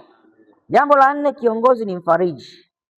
Kiongozi ni mfariji na mhamasishaji. Kiongozi na mfariji na mhamasishaji. Bwana asifiwe sana. Kiongozi ni mfariji na mhamasishaji. Lazima ujue hili jukumu. Mungu amekupa hiyo nafasi ulionayo ili uweze kufariji mioyo ya watu, uweze kuhamasisha watu kutembea na Mungu. Kuna mazingira watakata tamaa, kuna mazingira wataona kutokuwezekana. Kuna mwingine aliokoka tu kwa ushuhuda ambao ulikuwa hujaingia vizuri ndani yake. Haleluya. Kwa hiyo atakapopita kwenye majaribu ataanza kulia. Ataenda kumlilia nani? Na wewe ndio kiongozi wake, atakuja kwako. Haleluya. Sasa usipokuwa na roho ya ufariji ndani yako, utavunja, utaharibu. Bwana asifiwe sana. Atakapokuja mtu ambaye wewe ni kiongozi wake na yule mtu ana shida kuliko wewe. Kuna mtu mmoja alitoa kuna kipicha kimoja kinaonyesha mtu ambaye huku nyuma mgongoni alikuwa na damu zinavuja. Yaani ana vidonda, damu zinavuja, mijiredi mingi. Halafu huku mbele kuna watu wamekuja kwake. Baba, tuna shida 1 2 3. Anawatia moyo, anasema jipeni moyo, msiogope. Katika haya yote yanapita. Bwana asifiwe sana. Halafu wale watu wakiondoka, yule mtu anaanza kulia. Kwa nini? Walikuwa wanakuja watu kupata faraja kwake, wakati yeye ana matatizo makubwa kuliko wao. Sasa ukiwa kiongozi haujajua jukumu la kufariji, atakuja mtu kwako kukueleza changamoto, anakwambia unajua mimi mume wangu ananisumbua 1 2 3, alafu na wewe ndio baraa, yaani ndo wako ndo kicheche kuliko hata wewe bwana. Yaani afadhali yule amekuja kuambia tu mume wangu unajua anajua kuchelewa kuja nyumbani, alafu akija nyumbani anakula chakula kidogo tu. Kumbe wewe sasa, ndugu yangu, mume wako kurudi nyumbani kwenyewe harudi. Haleluya. Na alishakwambia mimi chakula cha nyumbani siri, lakini wewe ndio kiongozi wake. Sasa utamwambiaje? Unamwambia unajua wanaume hawa, wewe omba tu. Hapana, unataka umwambie tumwamini Mungu. Unamshika mkono unamwambia tuombe. Mungu anaweza kumbadilisha mume wako. Kwa nini? Huku nyuma una maumivu, huku nyuma una vidonda, vina maumivu makubwa, lakini umesimama kama mfariji. Haleluya. Bwana asifiwe. Kwa lazima ujue hicho kitu. Lazima uwe mfariji. Ukitoka hapo unaenda kwenye chumba chako cha asili sasa, ndio unaanza kulia. Lakini uje mbele za watu nao unalia kweli? Mtumishi, hapana. Yaani inabidi wakati mwingine una shida kweli ya hela, una shida ya kutosha, mambo ni magumu hayaendi. Anakuja mtu kwako analia, hana unga. Bwana asifiwe sana. Yaani wewe unatakiwa uwe mfariji sasa. Ndio kazi uliyoitiwa. Lakini sasa ukianza kulia na yeye tena, na yeye mnaanza kulia pamoja. Bwana, najua hata mimi kweli sina mtoto, lakini sasa Mungu ndo atakupa. Bwana asifiwe sana. Haimaanishi kwamba wewe usipokuwa na mtoto kwamba unatakiwa kumfariji mtu kwamba atapata mtoto. Bwana asifiwe sana. Maana umeitiwa kufanya kazi ya Mungu. Wewe unamwakilisha Mungu. Wewe unawakilisha pendo la Mungu kwa watu. Haleluya. Kutoka sura ya 14 mstari wa 13. Hapa tunakutana na Musa na wana wa Israeli. Haleluya. Sasa unaona maajabu haya. Musa anatufundisha kitu kizuri sana. Ngoja nikusomea hapo. Musa akawaambia watu, msiogope, simameni tu mkaone wokovu wa Bwana atakaowafanyia leo, kwa maana hawa Misri mnaowaona leo hamtawaona tena milele. Bwana atawapigania ninyi, nanyi mtanyamaza kimya. Haleluya. Huyu ni kiongozi, yuko na kundi kubwa ambalo linalalamika, linahuzunika, halioni tena mpenyo, lina mambo ni magumu. Bwana asiwe sana. Musa anawaambia maneno haya kuwafariji, kuwahamasisha, kuwainua, kuwatia moyo. Sio kwamba alikuwa ameshapata jibu. Yaani ni afadhali tungesema kwamba Musa alikuwa ashaambiwa utaenda kupasua bahari, angesema wow good. Lakini ni mazingira ambayo haoni njia itakuwaje, lakini ndani yake ana neno la faraja kwa watu wake. Angalia mstari unaofuata pale 15. Bwana akamwambia Musa, mbona unanililia mimi? Maana yake ni nini? Musa amewatia moyo wale watu, akamwambia jamani, msiogope, hawa Misri mnaowaona hamtawaona tena. Wanatue sana. Mungu atawapigania, yani mtanyamaza kimya. Alipotoka madhabahuni kuongea nao, akaenda chumbani, akaanza kulia. Mungu akamwambia Musa, mbona unanililia mimi? Sasa je, unaonaje Musa angekuwa analia na wale watu? Umetotoa Misri, tulikwambia. Kwa nini kule Misri kulikuwa hakuna makaburi, tungefia tu kule? Musa naye angeanza kulia pale mbele za watu. Wana si watumishi wa Mungu. Lakini Musa akaenda chumbani, chumba cha siri, ndio akaenda kumlilia Mungu kule. Bwana asifiwe. Kwa anaporudi kwa wana wa Israeli na majibu, wao wanajua kwamba alishatutia moyo, alikuwa huyu anajua njia. Haleluya. Kumbe alikuwa hajui, kumbe alikuwa haoni mwanga, lakini alitanguliza faraja. Haleluya. Waamuzi sura ya 18 mstari wa 9. Waamuzi 18 mstari wa 9. 18 mstari wa 9, maandiko yanasema ya kwamba hawa ni wana wa Dani, wapelelezi walichaguliwa viongozi kwenda kupeleleza ile nchi ya Laishi. Walipofika kule wakapeleleza, wakarudi wakakuta jamii inasubiri sasa majibu.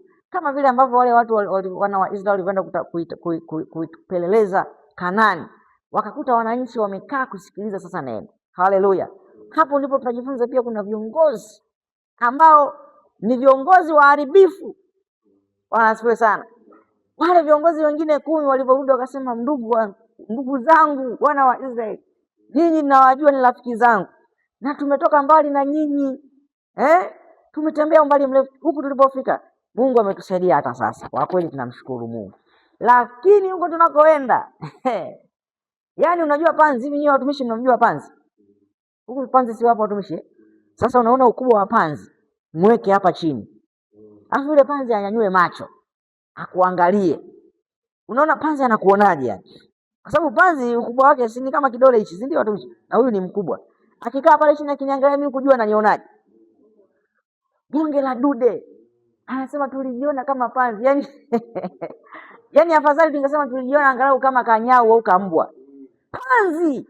Yaani maana yake ka kidole. Yaani ukiangalia hivi juu, yaani kwanza unaishia tu kuona kwenye mguu hapo. Yule jamaa kiatu chake likikanyaga mguu wake hivi, panzi haonekani. Kwa hiyo akaja akawaambia watu, kiongozi huyo anakuja kuambia watu, wapendwa, wale watu ni watu hodari, ni mashujaa. Na kule tuliona mamtu ambao ni manefili, mamtu ambao yalikuwa hana asili ya ubinadamu, mamtu mashujaa, majemedali.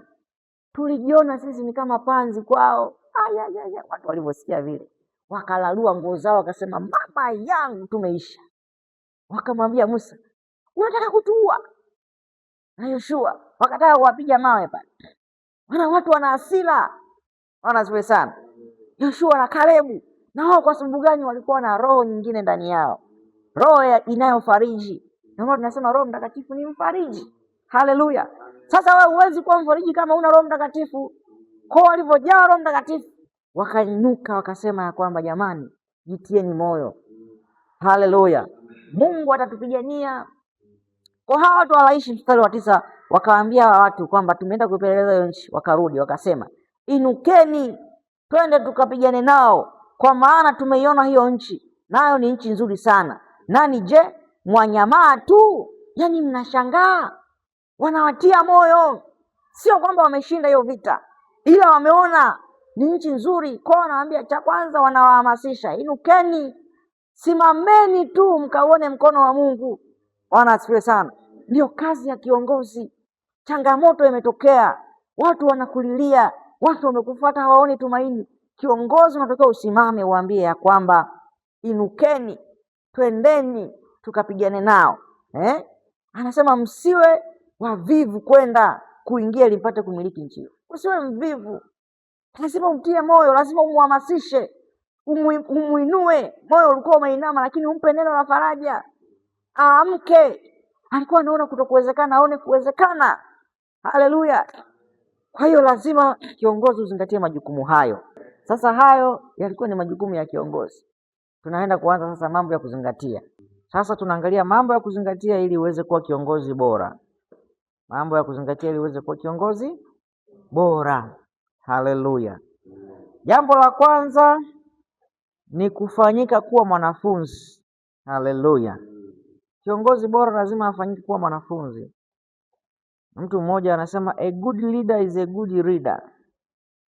Yaani kiongozi mzuri ni msomaji mzuri, mwanafunzi mzuri, anajifunza, anatamani kukua. Sifa pekee ya mtu kukua ni ya wanafunzi. Mwalimu ni mtu asiyekuwa. Sasa watu wengi wanatamani kuwa walimu. Kwa nini? Kwa kuwa wanataka kukua. Watu wengi wanatamani kuonekana wanajua, tamani kuonekana wao ndio makonki. Yaani ukiwaambia kuhusu wokovu, mimi nina miaka 6 kwenye wokovu, na miaka 20 kwenye wokovu, na miaka 40 kwenye wokovu. Tuwaeleze maendeleo yako yakoje. Sasa kiongozi mzuri lazima awe mwanafunzi. Kwa maana hiyo lazima wewe uwe mhamasishaji wa washirika wengine kuwa wanafunzi. Kuwa wanafunzi, cha kwanza ni kama jana nilivyowaambia, hakikisheni na kuwa na madaftari, mnaandika vitu ambavyo mnavifunza. Haleluya! Ili muweze kufaidika na wokovu. Kwa jambo la kwanza ni kuwa mwanafunzi. Kiongozi yote yule lazima awe mwanafunzi, ajifunze. Umejaliwa kusoma, usome. Soma neno la Mungu, soma Biblia, soma vitabu vya watumishi wa Mungu ambavyo vinafundisha mafundisho ya kweli. Haleluya! Sababu katika Danieli sura ya 9 mstari wa 2, Danieli sura ya 9 mstari wa 2, naangalia mfano wa watu ambao walichagua kuwa wanafunzi na matokeo walioyapata. Kwa ili kiongozi uweze kuwa kiongozi mzuri, hakikisha unakuwa mwanafunzi. Hakikisha unatenga muda wa kujifunza. Hakikisha unawekeza muda mwingi kwenye kujifunza kuliko kwenye kufundisha. Naelewa watumishi wa Mungu. Bwana asifiwe. Kuna kanuni inasema ya kwamba kama unaandaa somo la kufundisha, unajiandaa masaa 4, afu unaenda kufundisha dakika 50. Maana yake nini? Ulijifunza vya kutosha. Sasa tengeneza tabia ya kuandaa somo ambalo huendi kufundisha. Yaani unakaa muda masaa 4 unajifunza neno. Sio kwa ajili ya kwenda kuhubiri. Nafahamu watu wengi ndani ya makanisa hako namna hiyo. Akiambiwa kesho kutwa utahubiri, anatafuta daftari kama notebook, anatafuta na Biblia, ndio anaanza kusoma sasa. Anapambana. Anachokisoma ni kwa ajili ya kwenda kukitoa. Ndio maana hakuna maendeleo. Mtu anahubiri kitu, anakemea uzinzi, baadaye mnasikia ni mzinzi. Kwa nini? Alisoma kitu akaenda kukitoa. Wakati maandiko yamemwambia Joshua, maneno haya ya kitabu cha Torati yasiondoke kinywani mwako, bali uyatafakari usiku na mchana. Sasa yule anayesoma neno kwa ajili ya kwenda kuwahubiria wengine, huwa lile neno alikai ndani. Kwa sababu unasoma kwa unajua nisije nikasahau hapa. Kiasi kama tukikwambia unajua mtumishi, sasa itabidi ibada tutakuwa nayo jioni. Inabidi sana Mungu wangu. Nilikuwa nishakalili naanzia wapi naishia wapi. Bwana asifiwe sana. Lakini lile neno linatakiwa likae ndani yako. Ujiandae, usome neno, uwe na ratiba ya kujifunza, ya kusikiliza maneno ya Mungu. Ili ujengeke vizuri. Naambia mwanafunzi ndiye anayekuwa, sio mwalimu. Wewe angalia darasa la kwanza. Anayetoka la kwanza kwenda la pili ni mwanafunzi. Yule ndo amekuwa, ana ongezeko. Sio mwalimu. Anayetoka darasa la 7 kwenda form 1 ni mwanafunzi, sio mwalimu. Mwalimu anabaki pale pale. Siku mwalimu akitaka kuondoka kwenye ile hali, lazima naye aseme kwamba na mimi nataka kuwa mwanafunzi. Ataenda kusoma. Naelewa watumishi wa Mungu. Nesi akisema nataka kuhama kwenye hicho cheo nilicho nacho, lazima aseme nataka niende kufanyika kuwa mwanafunzi sehemu. Ndio atatoka diploma ataenda degree. Kwa nini? Ameenda kusoma. Kwa na wewe ukitaka kuwa na ukuaji katika kumjua Kristo, lazima uchague kuwa mwanafunzi. Na maandiko yanasema ya kwamba nendeni ulimwenguni mote mkafanya watu wote kuwa wanafunzi. Si ndivyo watumishi wa Mungu? Mungu alikuwa hatafuti walimu. Mungu hatafuti watu wanaojua, bali Mungu anatafuta watu ambao wako tayari kujifunza. Kwa kuwa maisha haya tumaishi kwa kujifunza. Kila siku tunajenga, kila siku tunajifunza. Tunaimarishana. Kwa maana nikasema maandiko yenyewe yanasema ya kwamba alichagua, angalau zimetajwa huduma 5 lakini ni zaidi ya hapo. Maana alisema sisi ni mwili wa Kristo kwa ajili ya kufaidiana, na mwili una viungo vingi, sio 5. Kuna wamama ambao ni wafariji, kuna mama wana mafundisho mazuri, sio wachungaji, sio wazee wa kanisa, sio wenye viti. Lakini kuna kitu Mungu ameweka ndani yao kwa ajili ya nini? Kufaidiana. Ni viungo katika mwili wa Kristo. Haleluya. Kwa hiyo lengo kuu ni hasa tupate kukua katika kuongezeka kumfahamu Kristo na kumjua Mungu yeye zaidi. Kwa lazima ufahamu hicho kitu. Unawajibika kufanyika kuwa mwanafunzi. Na mwanafunzi ni kiongozi mzuri. Na wewe kwa hapa nimewapa majukumu ya kwamba hakikisha wewe unakuwa ni kiongozi wa kwanza kuwaelekeza watu, kuwafundisha. Muda wa neno wawe na madaftari yao, waandike. Haleluya. Uwafundisha watu, jamani tafuteni Biblia. Fanya juu chini. Ukipata kidogo kidogo uwekeza. Si ukifika nunua Biblia yako ujisomee ukiwa nyumbani. Haleluya. Upate muda uko mwenyewe tu umetulia zako unasoma maandiko, unatafakari, unaandika unachojifunza, unaandika unachokisoma. Sio kwa sababu umeambiwa kwenda kuhubiri. Hatusomi kwa ajili ya kuhubiri. Mama mmoja alinifurahisha sana.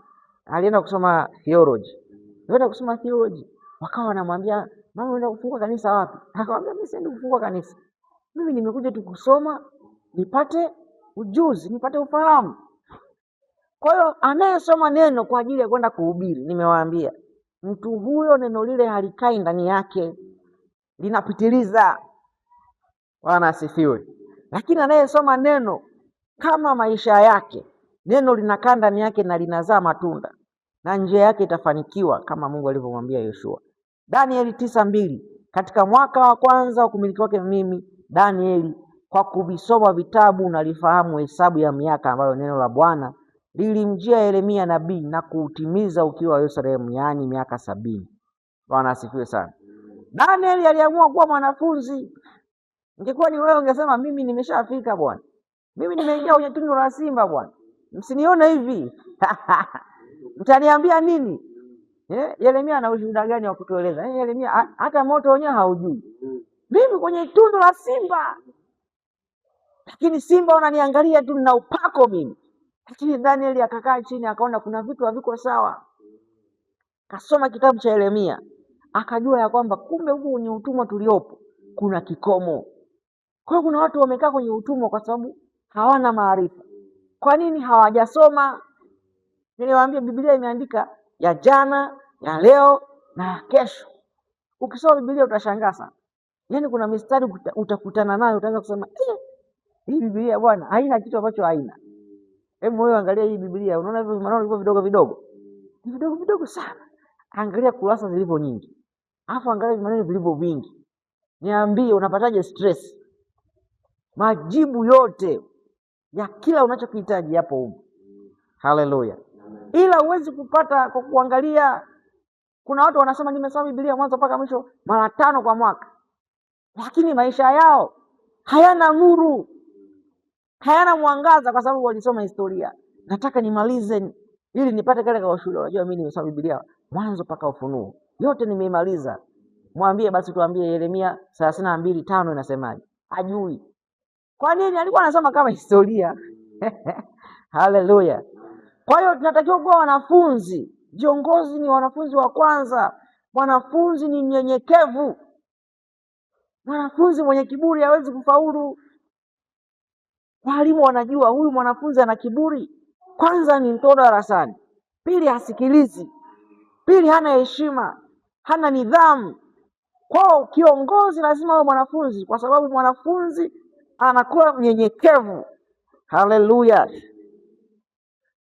Chagua kuwa mwanafunzi, itakusaidia, itakuongoza katika maisha yako na itakufanya kuwa kiongozi bora. Haleluya. Ili usishie tu kutawala watu, lazima uwe mwanafunzi. Yohana 4:40 mpaka 41. Hapa tunakuta story ya mama mmoja ambaye alikutana na Yesu kisimani. Huyu mama alikuwa ni Msamaria. Alikutana na Yesu, wakapiga story 1 2 3. Baadaye Yesu akamtendea mambo makubwa na ajabu kwenye maisha yake. Akamuelezea mambo yote yale ambayo yule mama alikuwa nayo. Yaani yule mama akashtuka akasema hapana, huyu sio mtu wa kawaida. Kwa hiyo yule mama akawa amemfahamu Yesu Kristo. Akatoka pale akaenda kushuhudia kijijini kwake. Akamwambia, jamani, kuna mtu mmoja alinikuta kisimani. Ni Myahudi. Huyu mtu hatuchangamani naye, lakini mambo aloniambia hakika yule ni Kristo. Bwana asifiwe sana. Njooni muone. Wale watu wakamwamini yule mama, wakasema kweli amekwambia vile amekuponya hichi na hichi. Huyu mtu yuko vizuri. Bwana asifiwe sana. Wale watu wakasema hapana, hatuwezi kuishia kuwaelezea watu habari za Musa alipasua bahari. Yaani kama injili zetu zitakuwa ni kwamba unajua maandiko yamesema ya kwamba hatutakuwa mikia, tutakuwa vichwa. Maandiko yamesema ya kwamba Elisha alipofusha watu maadui macho. Elisha alimponya sui nani. Bwana asifiwe sana. Yaani kazi yetu sisi ni kushuhudia tu mambo yanayoandikwa kwenye Biblia. Haiwezi kutusaidia. Haleluya. Bwana asifiwe. Hawa jamaa wakamwambia yule mwanamke, safi sana, tumesikia ushuhuda wako. Wakaamini. Haleluya. Walipoamini wakasema tunamtaka yule uliyekutana naye. Kwa hiyo akatuma wito kwa Yesu. Bwana asifiwe sana. Haleluya. Ngoja nikusomee hapa. Mstari 40 anasema basi wale wa Samaria walipomwendea walimsi akae kwao, naye akakaa huko siku 2. Haleluya. Umeona? Wale wa Samaria waliposikia habari za Yesu Kristo walimuomba Yesu, tunaomba ukae kwetu hapa siku 2. Haleluya.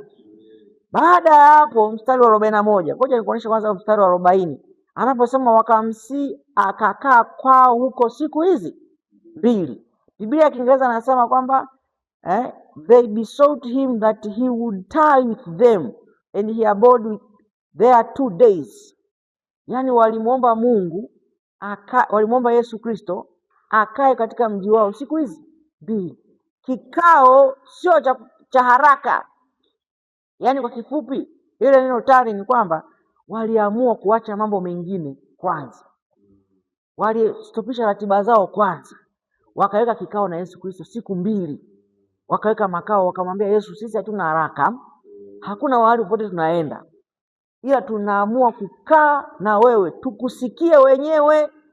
Huyu mama alikuja kutushuhudia habari zako, lakini sasa tunataka tukae tukusikie wenyewe. Bwana asifiwe sana. Kwa hiyo wakakaa siku mbili. Naamini hao jamaa watakuwa walikuwa wamefunga. Haleluya. Siku mbili wanamsikiliza Yesu Kristo anaozungumza nao kwa sababu ya ushuhuda wa mwanamke mmoja. Haleluya. Kwa hiyo huenda hata wewe uliokoka kwa sababu ya ushuhuda wa mchungaji, kwa sababu ya ushuhuda wa fulani, hiyo bado haitoshi. Inatakiwa wewe mwenyewe ukutane na Yesu. Ukikutana na Yesu, ndugu yangu, maisha yako yatabadilika. Siku ambapo utasikia yule aliyekuhubiria sasa hivi ni mlevi, wewe utabaki na wokovu.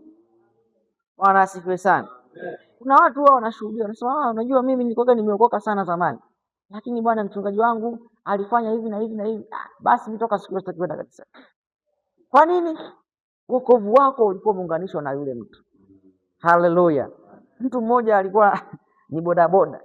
Anasema mimi ni bodaboda. Tukamuuliza kwa nini uende kanisani? Akasema mimi siwezi kwenda kanisani. Kwa nini? Sisi bodaboda tuna siri nyingi. Kwa nini? Huyo bodaboda kuna watu ambao ni wa kanisani huwa anawabeba anawapeleka guest. Alafu anamwambia bwana usimwambie mtu. Haleluya. Sasa yule bodaboda ndio uje umwambie bwana badilisha maisha yako uje kanisani. Anasema kanisa lipi? Kiongozi wenu namjua mimi anafanya 1 2 3. Bwana asifiwe sana. Hiyo ni nini? Maana yake umeshuhudiwa na fulani juu ya Yesu, lakini unatakiwa umsikie Yesu wewe mwenyewe, aingie ndani yako, afanye makao, akubadilishe. Yani unaamini sio kwa sababu ya neno la fulani, sio kwa sababu ya neno la mchungaji. Yani ni ile lugha ya kwamba nafunga maombi ya siku 7, sio kwa sababu mchungaji katangaza maombi kanisani. Naelewa watumishi wa Mungu. Kwa hiyo kiongozi lazima uwe mwanafunzi. 41 anasema watu wengi zaidi wakaamini kwa sababu ya neno lake. Mbona matokeo ya kukaa na kusikiliza? Maana walipochagua kuwa wanafunzi, waliamini wachache kupitia yule mama. Lakini baada ya kukaa siku mbili zile na Yesu Kristo, watu wengi zaidi wakaamini. 42 wanakuja na majibu. Wakamwambia yule mwanamke, wale jamaa waliokuwa na Yesu, wakamwambia yule mwanamke, sasa tunaamini. Haleluya. Mwanzo waliamini. Na hiyo watumishi wa Mungu wakamwiti na Yesu. Lakini baadaye walikuja kugundua kwamba sisi tulikuwa tujiamini. Tulihamasika tu na yale maneno tulioambiwa. Mungu anapasua bahari. Huyu akukimbilia kabisa. Kumbe walikuwa tujiamini. Akasema hivi, sasa tunaamini. Wala si kwa sababu ya maneno yako tu. Haleluya. Yaani ufuke hatua umwambie mchungaji, sasa ninaamini, sio kwa sababu ulinishuhudia. Sio kwa sababu Mungu amenipa mtoto. Sio kwa sababu Mungu amenipa mume. Sio kwa sababu nilikuwa na njaa sasa sina njaa. Haleluya. Anasema maana sisi tumesikia wenyewe, tena twajua ya kuwa hakika huyu ndiye mwokozi wa ulimwengu. Haleluya. Mbona wa jamaa walipobadilika? Wamefanyika wanafunzi, wamwambia Yesu njoo tufundishe siku hizi 2 tu. Sasa wewe ndugu yangu, maisha yako yote unaye Yesu.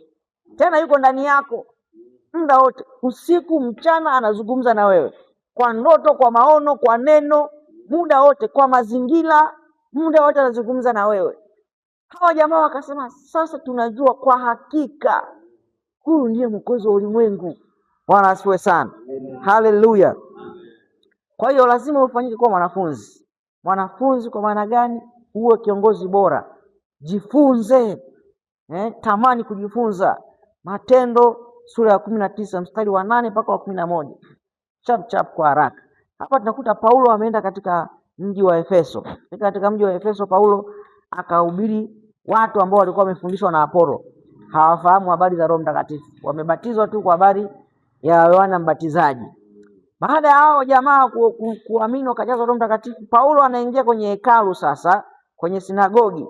Anafika kule anaanza kufundisha. Mstari wa 8 anasema akaingia ndani ya sinagogi, akanena kwa ushujaa kwa muda wa miezi mitatu, akahojiana na watu, akawavuta katika mambo ya ufalme wa Mungu. Bwana asifiwe sana.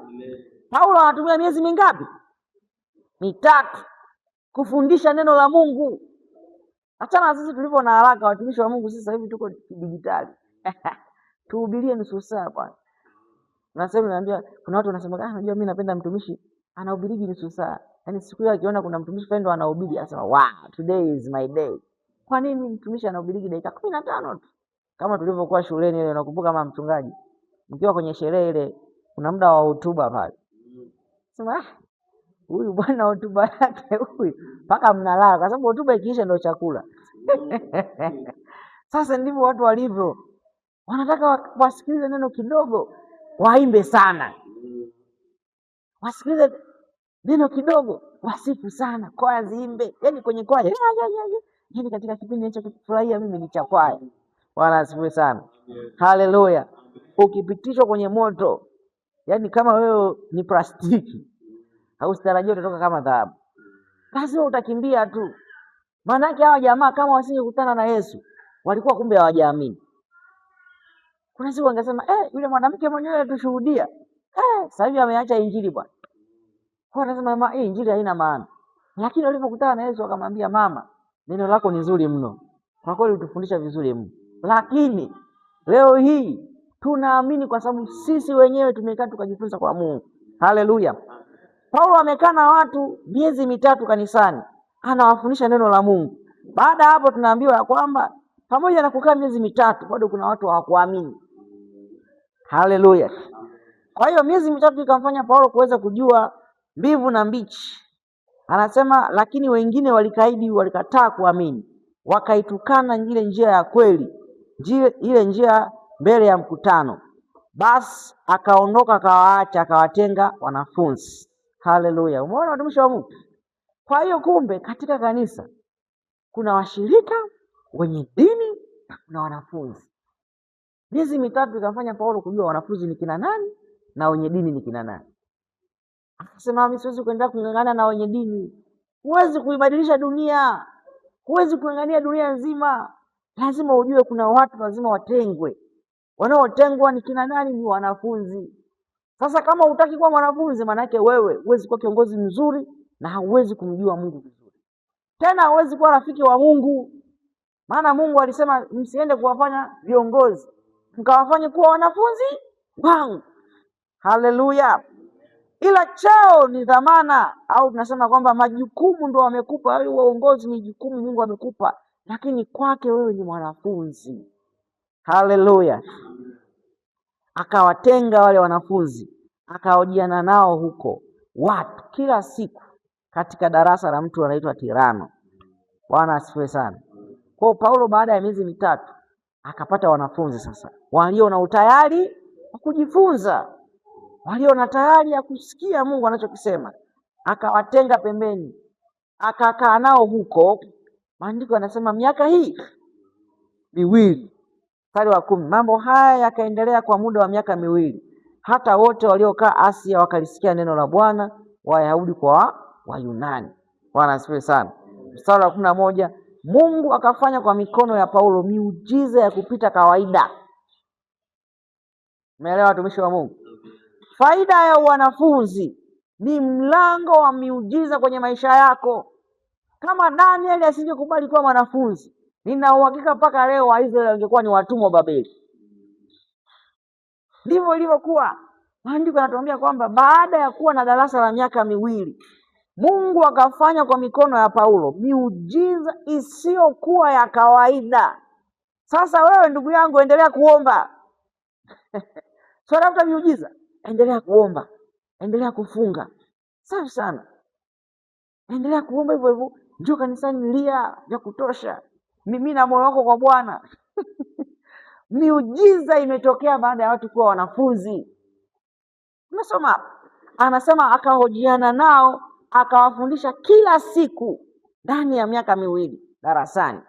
Baada ya hapo, nakwambia ndugu yangu, wale wanafunzi wachache ambao walikubali kukaa darasani, Paulo anatoka pale, Mungu sasa akasema, hapa ninaweza kufanya kazi, kwa kuwa ninafanya kazi na watu ambao wanaelewa, watu ambao wanaufahamu, watu ambao pepo likitoka wanajua hili pepo lilivyotoka ni Mungu mwenyewe ametenda. Haleluya. Na wala siwezi kujisifia kwa sababu pepo limetoka, siwezi kujisifia kwa sababu kanisa limeongezeka. Haleluya. Ila ninajisifia kwa jina langu limeandikwa mbinguni. Kwa hiyo idara yako ukifanya vizuri, uongozi wako ukienda vizuri, watu wakisema kiongozi fulani tunampenda, tunamfurahia, that's good. Lakini good enough ni kwamba jina lako limeandikwa mbinguni. Haleluya. Sasa usipokuwa mwanafunzi utakuwa na kiburi, utakuwa na unyenyekevu. Anasifiwe. Sasa hakuna Biblia inasema hata wagonjwa wakaletewa leso na nguo zilizotoka mwilini mwake, magonjwa yao yakawaondokea, pepo wachafu wakawatoka. Haleluya. Bwana asifiwe. Baada ya hapo kuna watu wakaanza kuiga. Watu ambao hawakuwa tayari kwenda darasani wakaanza kuiga na wao. Wanakuwa waganga. Yaani ukitaka mambo makubwa Mungu akutendee, ukitaka miujiza Mungu akufanyie, kwanza ukubali kwenda darasani. Hutaki kwenda darasani, utaanza kufanya vitu kama mganga wa kienyeji, utakuwa mchawi. Ndio haya yalotokea. Watu walipoona matendo makuu yanatendeka, miujiza inafanyika, wakasema kumbe ni kusema tu kwa jina la Yesu. Hawajaenda darasani, hawana wasikewa. Wakaanza kuiga, wakakutana na mtu wakasema tumeshashuhudia wanafunzi wa Paulo wakifanya vitu miujiza ya kutosha, wakaanza kukemea pepo, likawalalua. Kwa na wewe usije ukajaribu kupambana na shetani ikiwa una msingi mzuri wa wanafunzi. Neno la Mungu aliko ndani yako. Bwana asifiwe sana. Shetani ni clever, ni ana akili, ni mwelevu, atakulalua kama wana wasikewa. Bwana asifiwe. Ndio maana lazima ukae chini, ukae darasani. Hata mtu akiokoka watu namwambia kuna darasa la ongofu hapa. Kaa kwanza ujifunze. Haleluya. Amen. Jambo la pili, anasema wewe kama kiongozi, ili uwe kiongozi bora, epuka kuwa na tamaa. Watu wengi wanashindwa kuwa viongozi kwa sababu ya tamaa. Nafasi aliyokupa Mungu, amekuamini. Kama Mungu amekupa talanta 2, fanyia kazi hiyo talanta 2. Kama Mungu amekupa talanta 5, fanyia 5. Bwana asifiwe sana. Kwa hiyo sasa ukishakuwa na tamaa, utaanza kusema okay, mtu mmoja alikuja ofisini, akaniambia mimi, alikuwa ni mchungaji msaidizi. Akasema mimi nataka nifungue kanisa langu. Kwa nini? Alipata tamaa, akasema siwezi kufanya kazi chini ya mchungaji. Kwa maana yake naye akaona mimi natakiwa nifungue kanisa langu. Kwa nini? Lakini lengo kubwa unakuja kuliona ni kwamba ilikuwa ni tamaa. Bwana asifiwe. Haleluya. Tumekaribia kumaliza, watumishi wa Mungu, mjitie nguvu. Haleluya. Lakini siku nyingine mnatakiwa mzoee. Haleluya. Siku nyingine mnatakiwa mnazoea kukaa mjifunze neno la kutosha. Kutoka hapo una nguvu, hata ukikaa chini unaanza kusoma mwenyewe. Vitu vya kutosha. Epuka kuwa na tamaa, mtumishi wa Mungu. Hapa tunamwona mtumishi wa Mungu wa kwanza kabisa hapa ni watoto wa Samueli. Samueli wa kwanza sura ya 8. Samueli wa kwanza sura ya 8, mstari wa kwanza pale. Paka wanasema hata Samueli alipokuwa mzee aliwafanya wanawe kuwa waamuzi juu ya Israeli. Aliwapa uongozi. Na jina la mwanawe mzaliwa wa kwanza aliitwa Yoeli na jina la pili aliitwa Abia. Walikuwa waamuzi katika Beersheba. Ila wanawe hawakuenda katika njia zake, bali waliziacha ili wapate faida. Wakapokea rushwa na kupotesha hukumu. Bwana asifiwe sana. Mungu amekuamini, amekupa uongozi. Epuka kuwa na tamaa. Haleluya. Fanya jukumu ulilopewa na Mungu pale pale ulicho.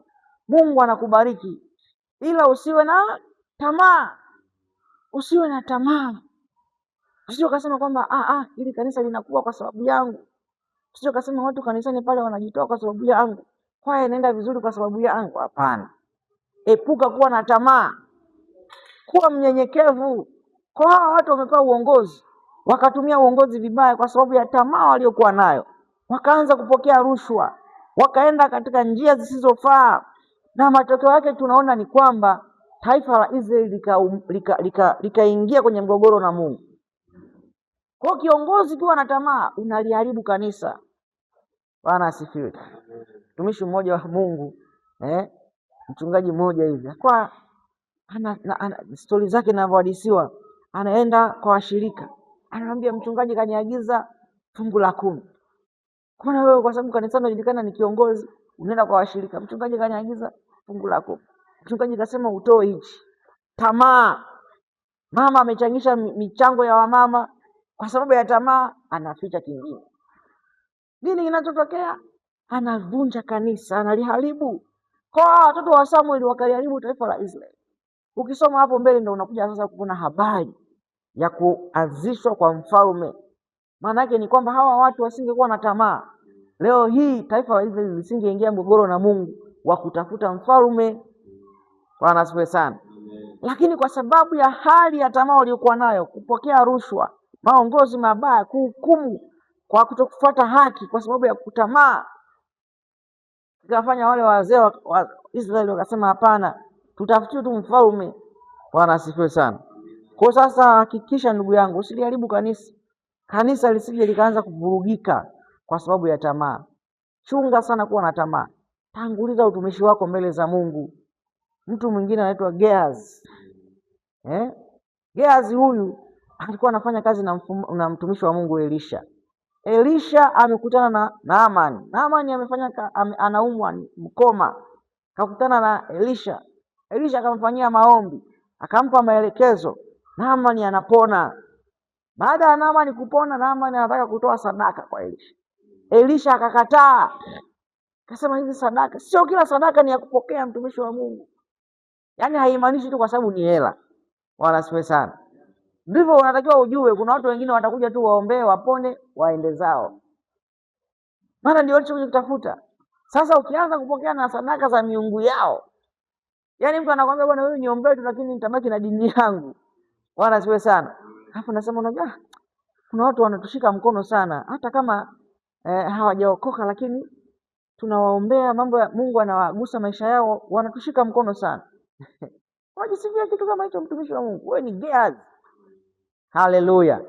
Mtu ambaye hamtaki Mungu wako hawezi kutumika na wewe. Hicho kinachotokea. Bwana mmoja nimeona taarifa zake anafundisha, anasema mgeni akija kanisani kwangu atoi sadaka. Mmesikia dunisho wa Mungu.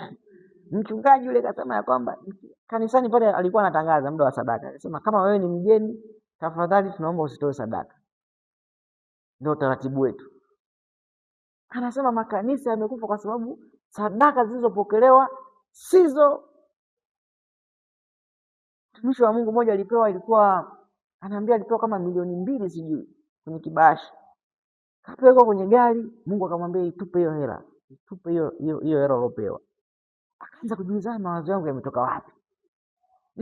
Hii ni roho ya umaskini inanifuatilia. Milioni 2. Akajikaza lakini baadaye akafungua kioo. Akaitupa. Ameenda baada ya dakika ngapi kupita. Yule aliyetoa sadaka akampigia simu. Bwana asifiwe baba. Amina.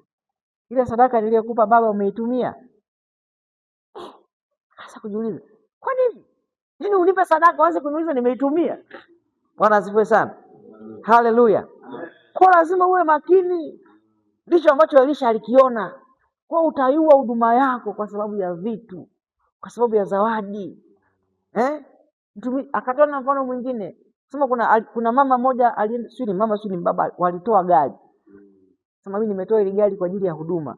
Akasema wao, unajua sisi hapa tunafanya uinjilisti tunataka kwenda Kabayoni, tunataka kwenda Nkome, tutahubiri vizuri mno. Bwana asifiwe. Yule baba usiku amelala akaona ile gari lilopewa sio gari. Kuna watu wamepanda, kuna watumishi wamepanda ile gari likaenda likapinduka, likawaua. Akaamka asubuhi, alipoamka akasema ile sio gari. Alichokifanya akatoa agizo, jamani ile gari liuzwe. Hajampigia simu aliyetoa sadaka. Aliyetoa sadaka baada ya muda anapiga simu. Anauliza, "Baba mnaendeleaje?" "Vipi lakini mnaendeleaje baba? Gari liko vizuri, mnalitumia kweli?" Ni nini kimempa taarifa? Ndivyo ilivyo. Kwa sasa wewe ukiendelea kupokea tu zawadi, unajua mtumishi wa Mungu, Mungu akubariki sana. Mtu amefanywa maombi na mtumishi, amepona, ametoa sadaka, mtumishi amesema hapana. Wala asiwe sana. Wewe unamfuata, unajua sasa sisi ndo tunafanya kazi huko chini, ndo tunaona sisi ndo tunaona jinsi ilivyo darasa la watoto ni kazi kulilea. Haleluya. Nasema baba, wewe nipe tu hiyo hela, mimi nitaenda kununua viti tutaweka kwa ajili ya watoto. Haleluya. Unaenda kununua, unachokileta pale unaleta nyoka. Bwana asifiwe. Mtu mmoja ndoa yake ilikuwa na changamoto sana. Chanzo ni nini? Kaangaika huko na kwani haelewi changamoto imetokea wapi. Siku moja yuko anaombewa kwenye maombi, pepo linalipuka.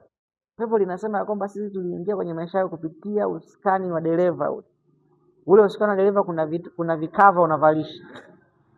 Kwa yule mama amenunua kile kikava, kumbe wakati anakinunua kile kikava ilikuwa ni mtego, ilikuwa ni nyoka yule. Bwana asifiwe sana.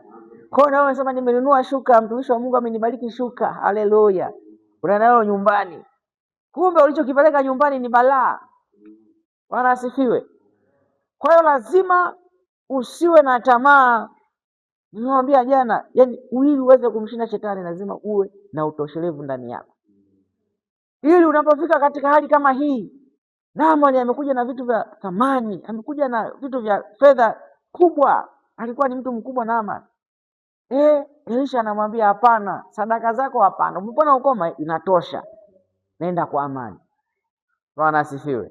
Kagea zikako pembeni pale, katumishi ka Mungu, haleluya. Akasema baba leo kama vile hayuko vizuri, haina shida. Naamani ameenda kakapimia, akaona Elisha sasa hivi anioni, kakachomoka shwa, kakamfuata haraka. Sasa unajua mtumishi wa Mungu ametafakari, akaona niagize tu, maana amesema kuna wageni wanakuja. Haleluya. Kwa hiyo ina shida tu, unaweza ukanipa hivyo vitu. Kakachukua fursa. Bwana asifiwe sana. Maana wewe uko karibu na kiongozi, kwa hiyo unafahamu moja mbili tatu. Kapata fursa Naamani.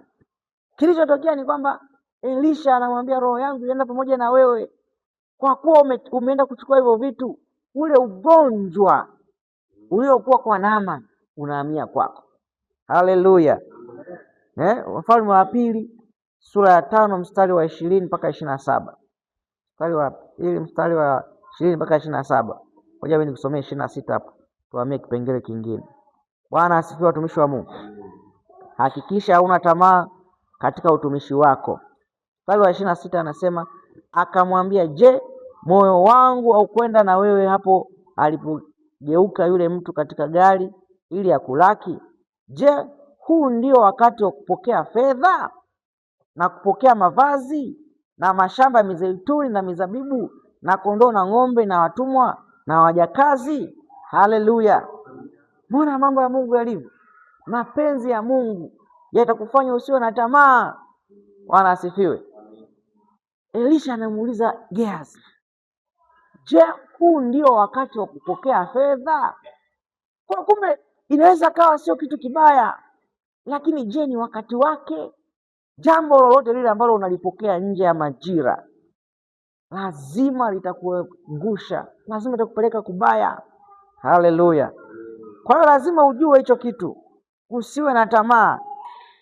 Bwana Yesu asifiwe. Jambo la 3 anasema kuwa na macho ya kiroho. Kiongozi lazima uwe na macho ya kiroho. Bwana asifiwe sana. Lazima ufahamu, macho yako ya kiroho yatiwe nuru, pate kuona. Sio kama Petro. Petro yuko na Yesu. Petro ni kiongozi wa wanafunzi wenzake.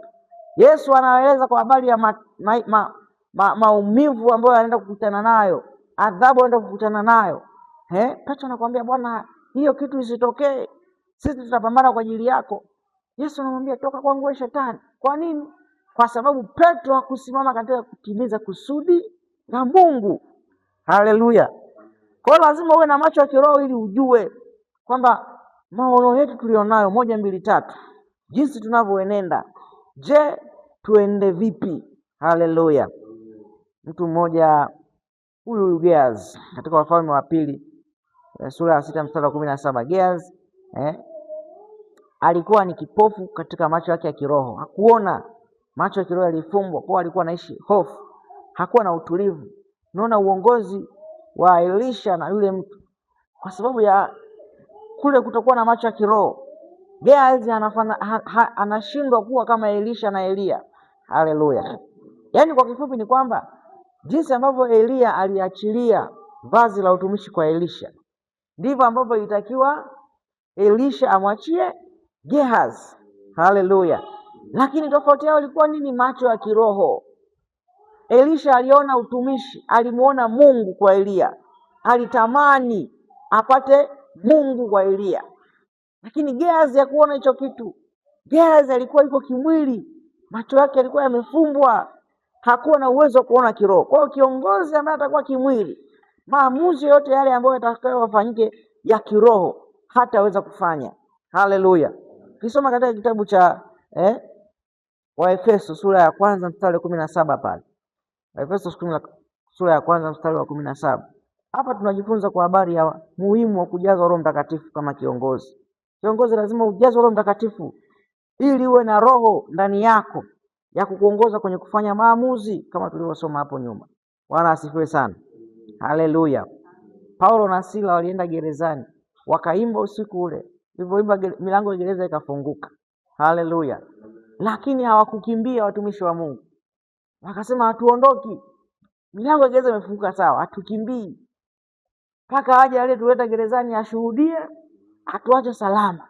Bwana asifiwe sana. Kwa nini? Walikuwa na macho ya kiroho. Sasa usipokuwa na macho ya kiroho, utafanya vitu kimwili. Umeona tu gereza limefunguka, bio. Haleluya. Waefeso nimewaambia 1:17. Mungu wa Bwana wetu Yesu Kristo awape ninyi roho ya hekima na ufunuo katika kumjua yeye, macho ya mioyo yenu yatiwe nuru, mjue tumaini la mwito wake, jinsi lilivyo, na utajiri wa utukufu wake katika watakatifu jinsi ulivyo. Kwa hiyo Roho Mtakatifu akija ndani ya maisha yako kama kiongozi, anayafanya macho yako yatiwe nuru, upate kujua mapenzi ya Mungu ni yapi katika huduma ulionayo na katika uongozi ulionao. Muhimu sana uwe na macho ya kiroho, ili utakapoletewa mambo kwa ajili ya kufanya maamuzi, uyaamue kiroho. Bwana asifiwe sana. Ndio maana Suleiman alikimbilia kuomba hekima. Bwana asifiwe sana. Alipoomba hekima, watu wakaja kuona kwamba hii hekima sio ya dunia. Akasema huyu ana hekima ya Mungu ndani yake. Na hekima ya Mungu ndani yake ni nini? Ni Roho Mtakatifu. Ndio hapa amesema kwamba mjalio nyinyi roho ya hekima na ya ufunuo katika kumjua yeye. Kwa hiyo hekima unaipata kwa kuomba, macho yako yanatiwa nuru, na unaipata pia kwa kujifunza. Haleluya. Jambo la 4 ni uadilifu.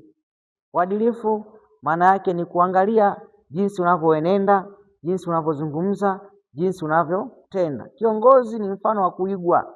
Watu wanakutazama, wakuone unavaaje, unazungumzaje, unatendaje, ibadani unafanya matendo gani, ukija kanisani unakuja umevaaje, unakuja kwa muda gani. Ile nidhamu yako ya kimaisha. Haleluya. Ndio tunasema ni uadilifu. Bwana Yesu asifiwe sana. Sasa kiongozi ukikosa uadilifu, utajiingiza katika laana, kwa sababu kuna muda utajikuta umekosa ile nidhamu, una ile heshima. Mfano mbaya ni Miriam. Miriam katika Hesabu sura ya 12 mstari wa 1 hadi wa 2. Utaona Miriam anamdharau Musa, anamshambulia Musa. Musa alikuwa ni kiongozi wake, alikuwa ni mbeba maono wake, anamuongoza. Mungu amempa neema Musa kuliko Miriam. Lakini pia Musa aliomba hicho kitu. Miriam alipewa uongozi, lakini aliishia tu kupata neema ya uongozi. Hakujua kwamba ilibidi afuate neema ya kujua njia za Mungu. Bwana asifiwe sana. Kwa Miriam akamwambia Musa, haiwezekani. Mungu anasema na wewe tu. Haiwezekani. Kwa nini umeenda kumuoa mke fulani? Bwana asifiwe sana. Musa alioa Mkushi. Miriam akakasirika. Kwa Miriam alipokasirika, akadhalau ule wito wa Mungu kwa Musa. Akamsema vibaya Musa, akamsema vibaya mtumishi wa Mungu. Bwana asifiwe sana. Kwa nini? Kwa sababu alikosa uadilifu. Kuna wewe katika uongozi wako, katika idara ulionayo, maisha haya tunayoishi yana ubinadamu. Bwana asifiwe sana. Unaweza ukamwona mchungaji ana madhaifu fulani ya kimwili, Je, unakuwa na uadilifu wa aina gani? Unazungumzaje? Unatendaje? Unasemaje? Chunga unachokizungumza, maana utajiingiza kwenye laana, hata kama wewe ni bora kuliko yeye. Bwana asifiwe sana. Musa alikuwa na kigugumizi, lakini hao akina Miriam walikuwa na uwezo mzuri wa kuongea. Bwana asifiwe sana. Kwa sasa dharau waliokuwa nayo, uadilifu waliopoteza, Miriam akajikuta ameingia kwenye laana ya kupata ukoma kwenye maisha yake. Bwana asifiwe sana. Kilichomsaidia ni maombi. Ikabidi Haruni na Musa wamuombee toba kwa Mungu, ndio kamponya na akatengwa siku saba. Lakini chanzo ni nini? Alimsema vibaya Musa. Mungu amempa neema, aliye kiongozi wako, aliye mbele yako. Kazi yako wewe ni kutimiza majukumu yako, kubeba yale maono. Haleluya. Yaani ni shauku yako iwe hivyo. Usitamani kuwa katika hali ambayo mwenzako labda amepewa hivyo. Wewe tamani kutumika ipasavyo. Tamani kumtumikia Mungu na maono yake. Bwana asifiwe. Mke wa Daudi anaitwa Mikali, alikuwa ni mtoto wa Sauli. Katika Samueli wa pili sura ya 6 mstari wa 23, maandiko yanasema naye Mikali hakuwa na mtoto siku zote za maisha yake, hakupata mtoto milele. Kwa nini? Mikali alimwona Daudi. Daudi alikuwa ni kiongozi wake. Daudi ametoka kufurahia sanduku la agano limerudi. Sanduku la agano limetenda mambo makubwa. Mwanzo lilisababisha kifo, sasa limerudi kutoka kwa Obed-Edom. Wanafuraha. Bwana asifiwe sana. Daudi akafanya sherehe, akagawa chakula, watu wakasherekea, akacheza, akamtukuza Mungu vya kutosha. Alivyokuwa anamcheza, mke wake akamwangalia akasema, ni kujishushia aibu. Ni aibu hii. Bwana asifiwe sana. Akasema ni aibu. Daudi anarudi, mke wake anamwambia, hivi leo ilikuwaje? Mbona ulikuwa kama mwenda wazimu? Mfalme, mtu mwenye cheo kikubwa, unafanya mambo ya kitoto namna ile, unacheza mbele ya watu, umejikosesha heshima. Haleluya. Kwa nini?